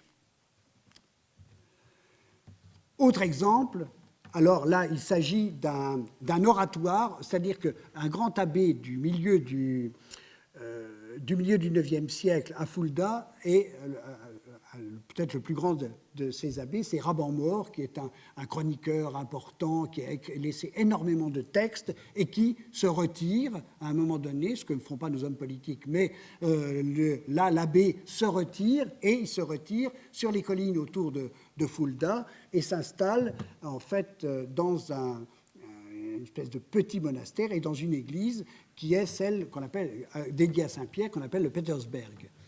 Et dans ce Petersberg, eh bien, vous avez un massif occidental très réduit, une petite église très simple, à vaisseau unique, un chevet, vous voyez, relativement peu développé, avec deux chapelles latérales, et puis une crypte qui a gardé des peintures extrêmement intéressantes, même si elles sont très effacées, mais une crypte de type très simple, qui est au fond moins une crypte liturgique, comme je vais en parler, mais une crypte plutôt permettant la circulation vers des chapelles annexes et avec des autels. En réalité, on a une circulation perpendiculaire à l'axe de l'église, desservant trois chapelles qui sont orientées sous le chevet.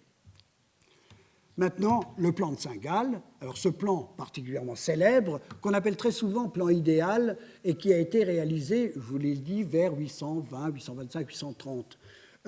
Plan idéal, c'est une erreur, au fond, pour moi, en tout cas, que de dire cela. Ce n'est pas l'idéal, c'est un plan théorique. C'est-à-dire, au fond, c'est ce à quoi doit répondre un monastère bénédictin. Et là, on va trouver, donc, sur ce plan, qui est encore plus théorique que cela, je dirais, c'est l'abbé de la Reichenau, Heito, qui était en même temps évêque de Bâle, qui l'envoie à son élève Gosbert, qui est devenu abbé de Saint-Gall et qui veut faire reconstruire son monastère. Donc, il lui dit, voilà ce à quoi tu dois répondre pour faire un monastère. Et alors, on nous présente non seulement l'église, dont vous avez déjà vu le plan, avec un cloître constitué, on va voir chacun des éléments, et puis tout ce qui est nécessaire à la vie du monastère. Ça va naturellement des jardins aux cuisines, au cimetière, au verger, à l'accueil des hôtes nobles ou qui ne le sont pas, de manière à ce que cet ensemble puisse vivre, non pas en autarcie, mais disons, puisse répondre à toutes les nécessités auxquelles doit répondre un monastère. Alors voici un plan schématique, là c'est une photo du plan originel, plan schématique, avec donc l'abbatiale, mais on a déjà vu la partie occidentale, on va revoir la partie orientale. Je montre ici le cloître avec le dortoir et les lits qui sont figurés, le réfectoire avec les tables et les bancs, la cuisine, le cellier avec les tonneaux. C'est-à-dire que vraiment, on voit bien que tous les éléments nécessaires sont là, mais en même temps, cette structure, c'est celle qu'adopteront quelques siècles plus tard les abbayes cisterciennes. Donc on voit bien que c'est un schéma qui est maintenant bien établi, disons, et bien connu. Alors, je voulais simplement vous analyser quand même quelques images tirées de ce plan. On ne peut pas tout faire parce on peut y passer une séance complète, mais par exemple, l'école des laïcs, des enfants laïcs. Eh bien, on voit un système très intelligent, avec au centre, je dirais, les amphithéâtres, enfin, disons, autour de tables, des salles où tout le monde où on peut fonctionner ensemble, et des petites salles qui permettent, je dirais, des travaux pratiques, enfin, c'est-à-dire un travail en petits groupes. Donc, en fait, une intelligence de l'enseignement tout à fait remarquable. Ce qui est très étonnant sur ces plans, c'est la multiplication des latrines. Il y a à peu près une latrine pour 2 personnes sur le plan. Donc, manifestement, il faut que ces besoins soient parfaitement satisfaits. Ici, il s'agit du logement des hôtes nobles. Alors là, c'est très intéressant parce qu'on voit, il y a la salle commune avec les armoires, avec les tables où ces hôtes prennent leur repas, avec des chambres chauffées, parce que quand même, on ne reçoit pas ces gens-là sans leur donner un peu de confort, et on voit les... Et ici, étant obligé de traverser tout cet espace, eh bien, les étables, vous voyez, c'est marqué stabulum caballarum, c'est-à-dire les étables des chevaux. Naturellement, on vole assez volontiers les chevaux à l'époque, eh bien, on va les mettre dans un endroit où on ne risque pas de les voler, puisqu'ils sont obligés de traverser complètement tout l'espace d'habitation. Et puis, toujours détachés, les latrines, en très grand nombre. Le logis de l'abbé, alors même chose, l'abbé, lui, comme il reçoit les hôtes de l'extérieur, va bénéficier d'un chauffage, de pièces, d'un solarium de part et d'autre, des grandes galeries, vous voyez, ouvertes par les arcades, et qui permettent donc de recevoir, et par ailleurs, il a son entrée directe dans la partie monastique.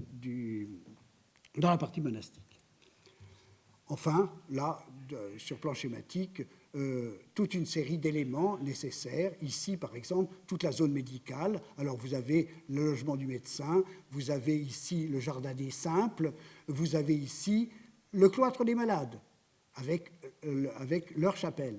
Et puis, de l'autre côté, séparé par le bâtiment complet, le noviciat, avec son cloître, et sa chapelle. Le cimetière, qui est en même temps le verger, rien ne se perd. Le potager, les poulaillers, enfin, et ainsi de suite. Je ne veux pas non plus développer tout cela, mais au fond, on voit bien que le moine ne vit pas seulement dans sa tête. Il doit aussi, tout doit être bien organisé. Maintenant, je voudrais terminer par le dernier point, le développement des cryptes reliquaires et le culte des saints. Parce que c'est aussi, oui, j'ai encore le temps de vous ennuyer un peu, et je voudrais, parce que c'est quelque chose qui me paraît extrêmement important, et c'est vraiment à l'époque carolingienne que s'élabore véritablement une nouveauté qui va être essentielle, et qui va être à l'origine du déambulatoire à chapelle rayonnante que l'on rencontre dans tous les grands édifices romans et gothiques. Le point de départ, c'est, j'en ai déjà parlé, la crypte mise en place sous l'abside de Saint-Pierre de Rome par Grégoire le Grand à la fin du VIe siècle. Qu'est-ce que l'on fait? On surhausse le sol du presbytérium, ce qui permet d'ailleurs de le mettre en évidence, et on met donc en élévation toute la partie où se passe la liturgie. on place l'autel au-dessus de la tombe sainte ou des reliques, et on crée une circulation périphérique souterraine permettant, par un couloir en retour, de voir, ou même d'aller toucher, dans certains cas, l'élément saint. Bon. Ce type de crypte, qu'on appelle crypte annulaire, va se développer très rapidement en Italie. On a quelques exemples à Rome, à Ravenne, à Saint-Apollinaire-in-Classé, Saint-Apollinaire-le-Neuf, on en installe dans un second temps. Hein. On va surhausser simplement et installer une crypte à Saint-François, qui ne s'appelait pas Saint-François bien sûr à l'origine, qui est aussi une basilique paléochrétienne de Ravenne. On va installer exactement ce type de dispositif. Puis ensuite, avec un décalage quand même, au 8e siècle, on va voir apparaître ces cryptes en Gaule, disons, ou en Francie. Un des exemples les plus anciens de ces cryptes, c'est Saint-Denis. Alors, vous avez vu un autre plan tout à l'heure, mais voici la crypte de Saint-Denis. Et cette crypte, vous pouvez toujours la voir. Elle est toujours là, et on voit très clairement, vous voyez, ces ouvertures. Alors, ces ouvertures, ces fenêtres, en fait, qui ont gardé encore des traces de peinture très importantes et qui permettaient d'éclairer le couloir de circulation périphérique. Cette partie-là a été très fortement reprise, mais on voit très bien les entrées latérales, et puis tout ce mur est parfaitement bien conservé dans le sol. Ce qui est très intéressant, c'est qu'à Rome, par exemple, dans toutes les réalisations du VIe siècle, on voit que c'est inséré dans un bâtiment préexistant.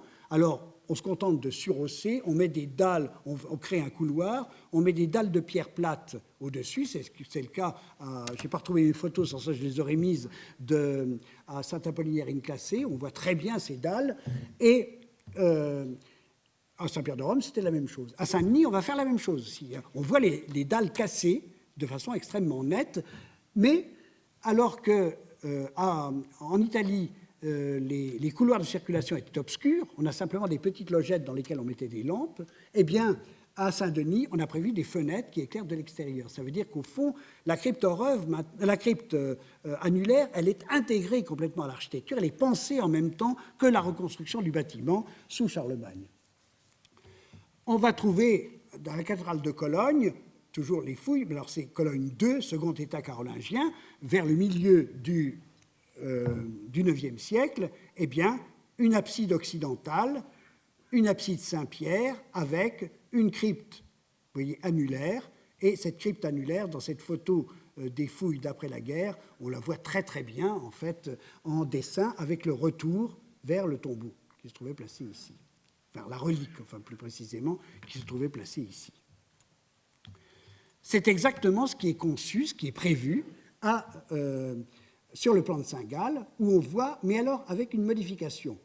L'anneau est devenu carré, mais pour autant, c'est toujours le même type de circulation d'un côté. On descend d'un côté, on revient de l'autre côté.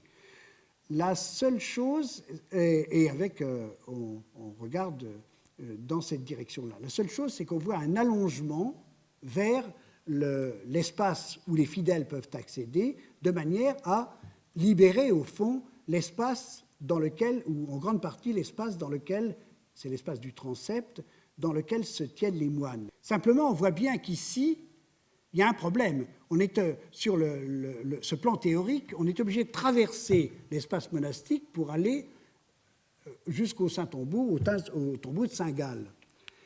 Voici ce qui a été réalisé. On n'a pas du tout réalisé le plan qui avait été proposé par Eyto.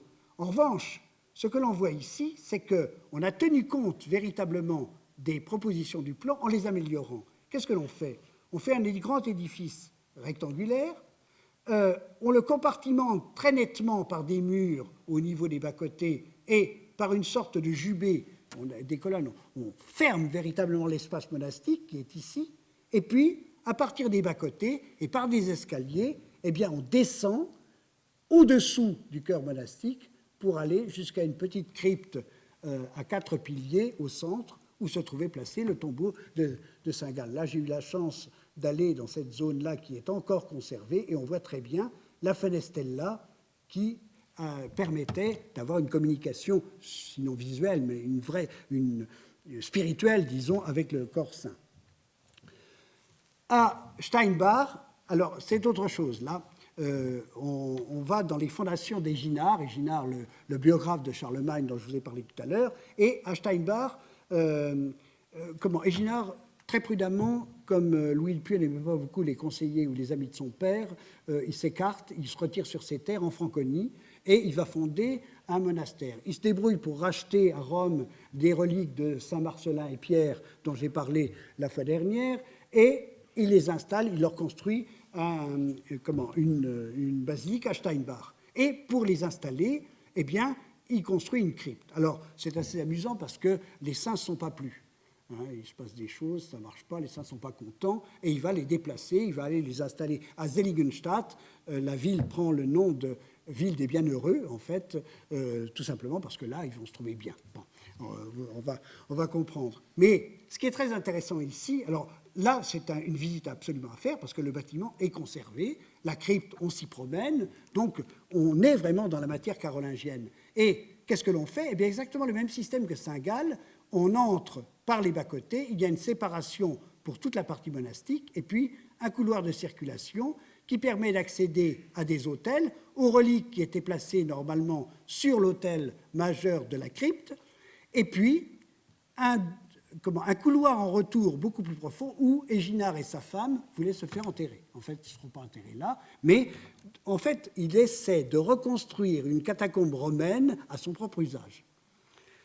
Comme quoi les références sont quand même très importantes. Et là, on voit, ce mur a été reconstruit de manière à permettre l'accès vers la crypte. Alors, il y a une descente d'escalier ici. On arrive dans cette zone. Vous voyez, cette absidiole a été détruite, l'autre est conservée. Et puis, on pénètre ici, à l'intérieur de la crypte.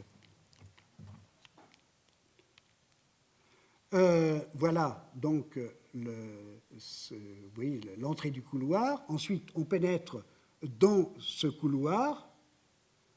Ici, c'est l'intérieur du couloir avec et un des accès vers une des chapelles, une fenêtre qui murée, mais qui éclairait ce couloir à l'extrémité. Et puis, ici, c'est le couloir vers l'ouest qui donne vers des arcosolia, c'est-à-dire des arcs tout seuls, et sous lesquels on aurait dû avoir les sépultures d'Eginhard et sa femme. Et c'est vraiment, on a vraiment l'impression d'être dans une catacombe romaine reconstruite.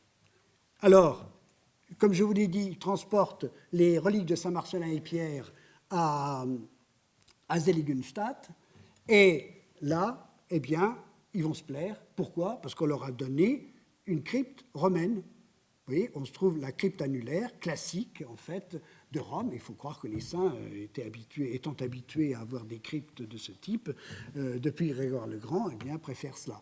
Et alors, on a conservé, là aussi, la basilique, malheureusement un peu trop replâtrée, réenduite, et ainsi de suite, mais elle est véritablement là. On a là un édifice carolingien, à part son abside, tout est là. Et vous voyez les impostes.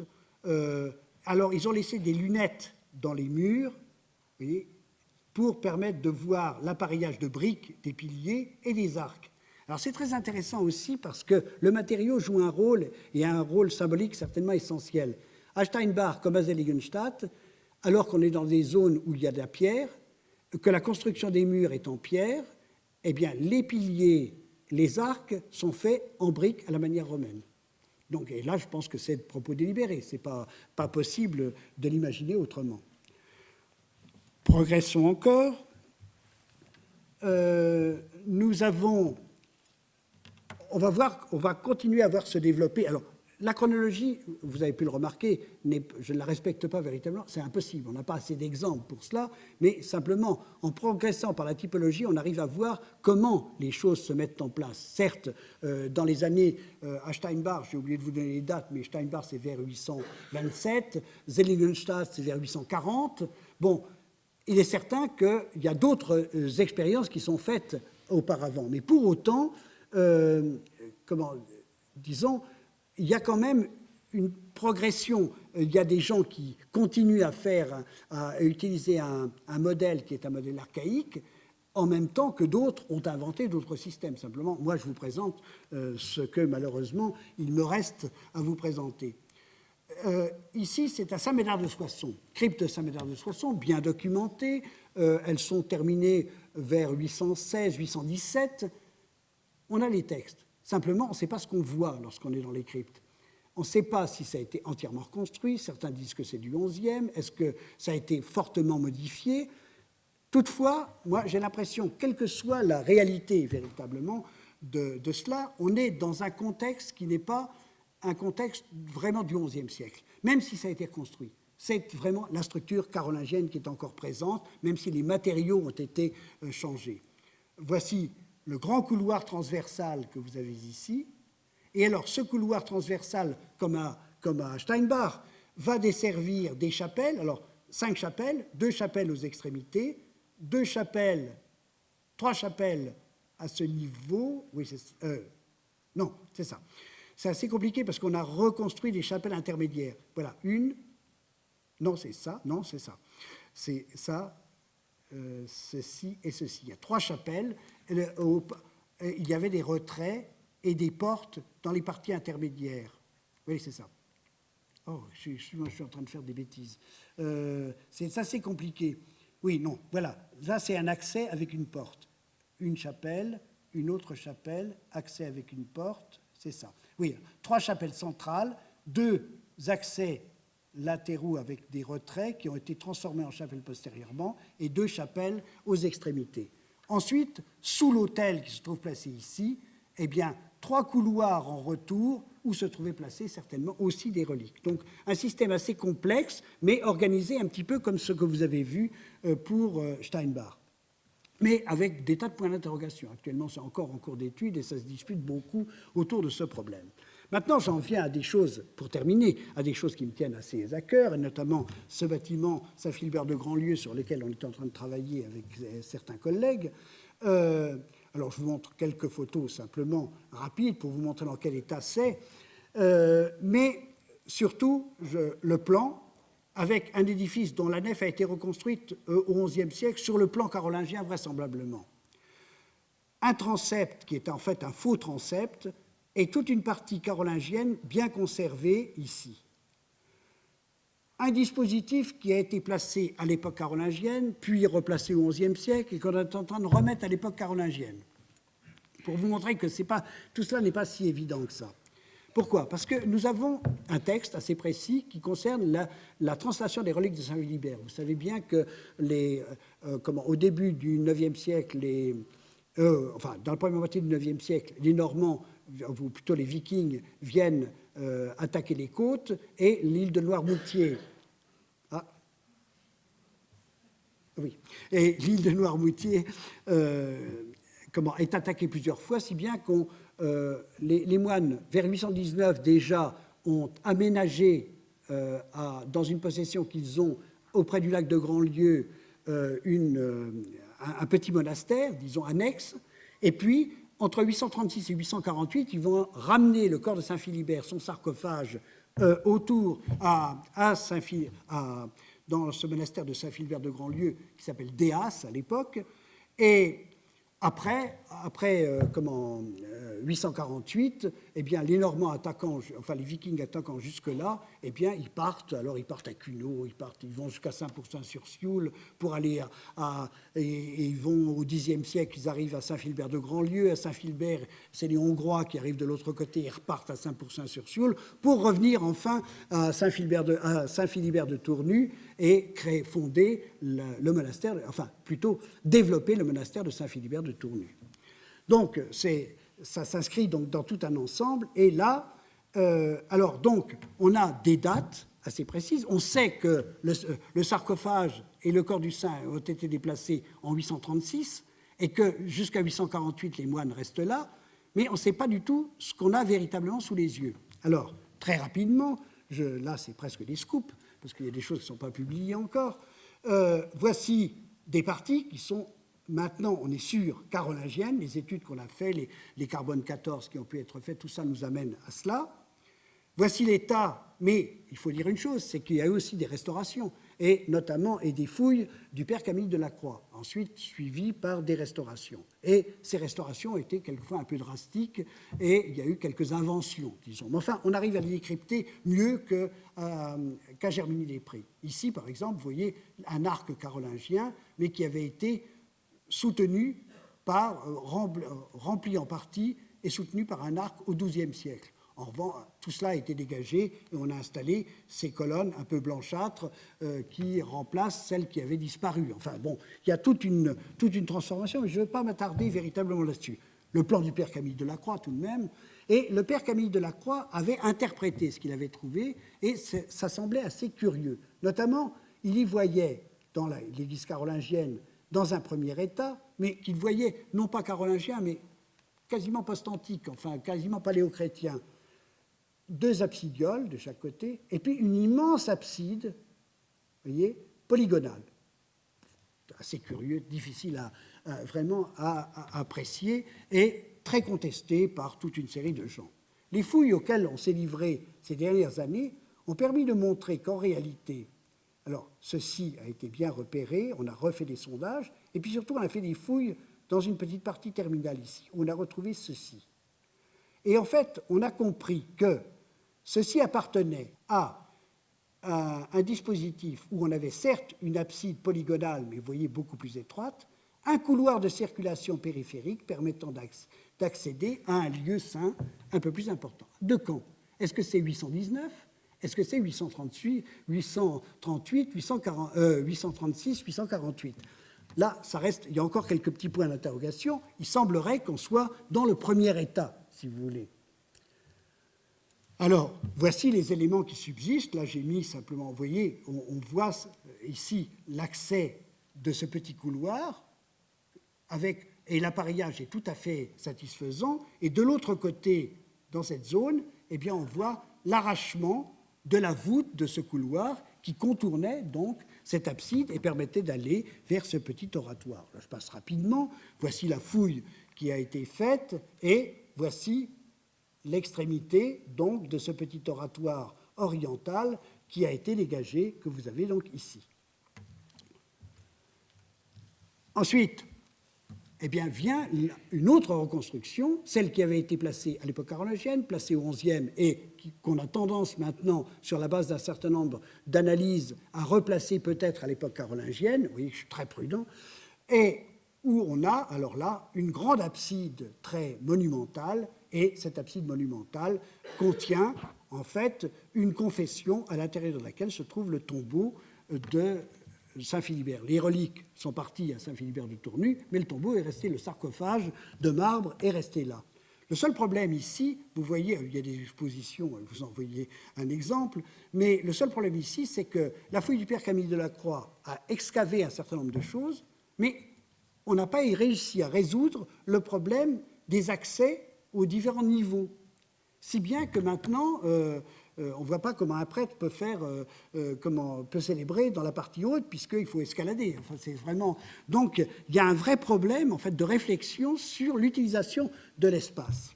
Alors, voici cette nouvelle église qui a été réalisée. Vous voyez, alors, beaucoup plus grande, des annexes de part et d'autre de la travée droite du chœur, une abside semi-circulaire, autour, une crypte hors œuvre, c'est-à-dire qui enveloppe véritablement l'extérieur de l'abside et dessert 3 chapelles. On ne sait pas du tout ce qui se passait ici et ça a été excavé, donc on n'aura jamais la réponse.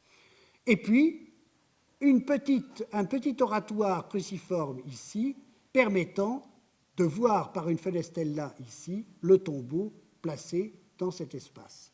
Alors, vous voyez, un système très complexe, en fait, permettant d'accéder en fait, au tombeau. Alors voici le type de circulation. Là, j'accélère un petit peu. Je compte sur vous pour aller visiter Saint-Philbert de Grandlieu. On y mange d'excellentes anguilles, d'ailleurs. Et voilà, en fait, là, vous voyez, nous pénétrons ici. Voici comment se présente la salle annexe sud. Et puis, ensuite, on pénètre dans ce couloir qui était voûté. On a pu remarquer les traces d'arrachement dans les parties hautes. Ensuite, on arrive voyez ici, à l'oratoire cruciforme, et voici des exemples d'impostes qui soutiennent les arcs permettant de limiter, en fait, vous voyez, cet espace circulaire, en arc de cercle. Et puis, vous voyez ici, l'endroit où se trouve placé, actuellement il a été rehaussé, enfin, tout ceci a été remblayé complètement. Et après, on l'a placé en évidence, où était placé le tombeau, le sarcophage, et il y avait des fenestellées qui donnaient vers la nef, une fenestelle là, vous savez, qui donnait vers l'oratoire cruciforme, et puis, et puis des ouvertures donnant vers le haut, vers l'endroit où se trouvait l'autel. Donc il y a des communications partout, assez étonnantes. Et alors ce qui est très étonnant, c'est les tailles de pierre. Là, je ne pense pas qu'on les voit, il y a trop de lumière ici, mais ici, c'est des traces de bretture. On les voit quand même assez bien, moi je ne les vois quasiment pas. Des traces de bretture très précises. Or, on a toujours l'impression que ces traces de taille de pierre sont extrêmement importantes, mais souvent, on a tendance à les appliquer, à les interpréter de manière systématique. C'est-à-dire, on dit, oh, la bretture, c'est pas avant le XIIIe.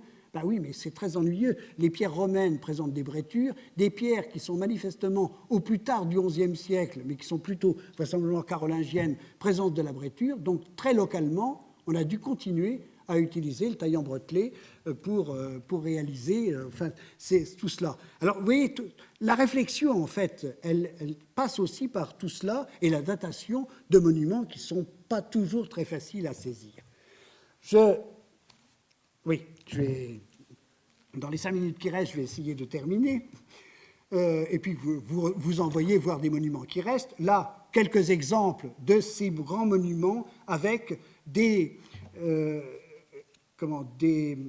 cryptes hors œuvre développées. Là, c'est la cathédrale d'Hildesheim, pas Saint-Michel, hein, la cathédrale, avec, vous voyez, toujours ce système de circulation périphérique autour de l'abside, à l'envers des chapelles. Là, on est vers le milieu du IXe siècle. Toujours dans le contexte, soit de la Westphalie ou de la Saxe, Westphalie, vous retrouvez ce que je vous ai montré tout à l'heure à Corvey, mais exactement la même solution sous la cathédrale d'Alberstadt en Saxe, dans l'ancienne Allemagne de l'Est. Mais naturellement, l'exemple le plus extraordinaire, c'est bien sûr celui d'Auxerre, celui de Saint-Germain d'Auxerre, qui a été étudié très en détail par Christian Sapin et son équipe ces dernières années, ce qui a donné lieu à deux très beaux volumes publiés par le CTHS, et qui analysent complètement le bâtiment. Et là, vous allez retrouver un système avec un massif occidental qui existe à l'époque carolingienne, mais qui a été renouvelé plusieurs fois et qui maintenant est en ruine. Mais il y a une crypte archéologique qui vous permet de voir tout cela. Et puis, de l'autre côté, des cryptes parfaitement conservées que l'on peut visiter avec des peintures murales célèbres, mais ça n'est pas le lieu de mon propos, et où on suit très précisément la manière dont le lieu d'inhumation au Ve siècle de Saint-Germain a été enveloppé par la cathédrale construite par l'église construite par Clotilde, et ensuite par les remaniements successifs, et ensuite jusqu'à l'église actuelle du XIIIe, fin XIIIe, XIVe siècle. On conserve donc de façon très précise la partie centrale avec le tombeau de Saint-Germain qui se trouve ici. On voit très bien les absidioles et notamment les petites chapelles Saint-Laurent-Saint-Vincent au sud, Saint-Étienne au nord, et puis la rotonde mariale dans la partie axiale. Tout ce dispositif, on peut le visiter, et donc je vous conseille très vivement, pour ceux qui ne l'ont pas fait, d'y aller. Alors, ce qui est très intéressant, c'est que les travaux de Christian Sapin et son équipe ont permis de voir que, là vous avez la suite, qu'au fond, ça ne s'était pas fait d'un seul coup, ce type de crypte hors œuvre, et qu'au fond, c'est peut-être à Auxerre que l'idée vraiment se développe dans le deuxième quart du IXe siècle. où on voit qu'il existe un oratoire. Contre cet oratoire viennent se placer des petits mausolées familiaux. Et puis, progressivement, eh bien, il va falloir organiser tout cela. Et voilà, au 7e, 8e, voilà comment les choses se présentent. Au 9e, eh bien, on va unifier tout cela autour du tombeau de Saint-Germain. Et c'est vraiment, on voit très bien comment il y a une réflexion, en fait, sur l'organisation des espaces et une fonctionnalité importante. Alors voici l'oratoire Saint-Laurent-Saint-Vincent et l'entrée par laquelle on pénètre actuellement et qui a gardé et son décor carolingien et toute sa structure carolingienne avec des chapiteaux ioniques, ainsi de suite. Là, je ne vais pas développer plus, je compte sur vous pour aller visiter. Ici, le tombeau de Saint-Germain qui était tout à fait en fond dans une fosse et qui a été élevé, mais vous voyez la partie centrale qui forme comme une espèce de petit édifice, petit sanctuaire à 3 vaisseaux, en fait, avec des architraves, mais ces architraves sont simplement des poutres de bois qui étaient recouvertes d'enduit et peintes à la manière d'architraves de pierre. Donc on voit aussi la référence, encore une fois, à l'Antiquité. Chapiteaux de type corinthisan, là je ne vais plus développer plus, et puis là je vous montre de l'autre côté essentiellement l'oratoire Saint-Étienne avec les peintures murales les plus célèbres que vous connaissez, je pense, tous. Enfin, voici le dispositif, parce que nous avons cela à Auxerre, mais les textes que nous avons nous disent que ce dispositif que vous avez vu, que je vous ai présenté rapidement, existait sur 2 niveaux. On avait des cryptées inferiores et des cryptées superiores. Et voici comment on peut restituer tout cela. Vous avez ici, vous voyez, la confession centrale où se trouve le tombeau de Saint-Germain, l'entrée que vous avez vue avec l'oratoire Saint-Laurent-Saint-Vincent et puis la circulation périphérique, comme ceci. Les chapelles, dont la chapelle axiale à la partie supérieure était consacrée à la Vierge.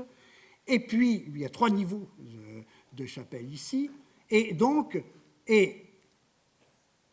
au-dessus de la confession, au-dessus du tombeau, on a le lieu de la célébration. Et puis, un peu plus haut, en périphérie, ce que vous avez ici en bleu, eh bien, vous avez les cryptées superiores avec une même série d'autels à la périphérie. Et ce dispositif qui existe, qui est terminé en 859 à Auxerre, va être reproduit dans les années 870 à Flavigny-sur-Ozerain. Flavigny-sur-Ozerain, pas très loin de Montbard, pas très loin de Fontenay, enfin dans un endroit où on passe assez volontiers, assez facilement. Et c'est le même dispositif qui a été choisi. Malheureusement, à Flavigny, toute l'abbatiale a été détruite, il ne reste que la moitié à peu près de cet espace qui est accessible ici et qui a été fouillé, mais on voit l'entrée des cryptées superiores. Alors certes, tout ceci a été fortement remanié au XIe siècle, mais la structure carolingienne, la confession, tout cela est encore parfaitement visible. Et là aussi, c'est une visite qui permet véritablement de comprendre l'architecture carolingienne. Enfin, je voudrais terminer par ce qui est, certes, on est à l'époque romane, mais c'est la pointe, je dirais, de ces solutions carolingiennes, c'est l'église Saint-Bénigne de Dijon, construite par Guillaume de Volpiano et terminée, consacrée, si je me rappelle bien, en 1018. Eh bien, là, on va avoir un espèce de résumé hypertrophié, pratiquement, des solutions carolingiennes. En effet, on a un édifice à 3 vaisseaux classique, mais avec une abside occidentale noyée dans un massif occidental à 2 tours. Ensuite, du côté oriental, on a une rotonde axiale, mariale, mais qui a été développée de façon absolument considérable et dont subsiste la partie inférieure de nos jours. Malheureusement, c'est le seul élément à Dijon qui a été rasé à la Révolution. Et puis, on a un accès, les moines sont sur un espace très fortement surélevé à ce niveau-là, le chœur monastique, et les pèlerins pour aller sur le tombeau de Saint-Bénigne, descendait un escalier qui permettait de passer au-dessous de tout cet ensemble et de se déplacer à l'intérieur de la crypte autour du tombeau placé ici. Et ensuite aller à la rotonde. Alors, cette rotonde existant sur 3 niveaux superposés, avec des autels nombreux, on a beaucoup d'informations en fait sur cet édifice et sur les vocables des autels. Ce qui est intéressant, c'est qu'on voit aussi que la circulation ici se fait de manière périphérique autour du tombeau comme autour de l'autel, et qu'on a créé, vous voyez, des chapelles qui sont des chapelles orientées et qui sont desservies en fait par cette circulation périphérique autour de l'autel ou du tombeau. On est vraiment dans une formulation, dans une préformulation du déambulatoire à chapelle rayonnante, qui est réalisé, je dirais 2 ans plus tard, enfin qui est en cours de construction à Tournu. On est juste à la charnière, on voit bien comment il y a, avec le déambulatoire à chapelle rayonnante, intégration de tous ces éléments, de tous ces problèmes de circulation qui ont été élaborés, qui ont été proposés à l'époque carolingienne et qui vont être intégrés non plus comme des éléments séparés, juxtaposés, ce que sont les cryptorœuvres par rapport à l'œuvre du bâtiment, mais au contraire à une architecture qui fait complètement partie du bâtiment. En effet, on n'imagine pas une église romane comme Conques tenir sans qu'il y ait son déambulatoire chez chapelle rayonnante. L'abside semi-circulaire ne tiendrait pas, tout concourt à l'équilibre du bâtiment. Au fond, la grande différence, l'époque romane a synthétisé un certain nombre d'inventions de l'époque carolingienne et les a rendues, je crois, a fait... Les églises romanes ont été construites, pour les plus grandes, par des architectes, non plus simplement par des maîtres maçons, je dirais. Voilà, je vous remercie.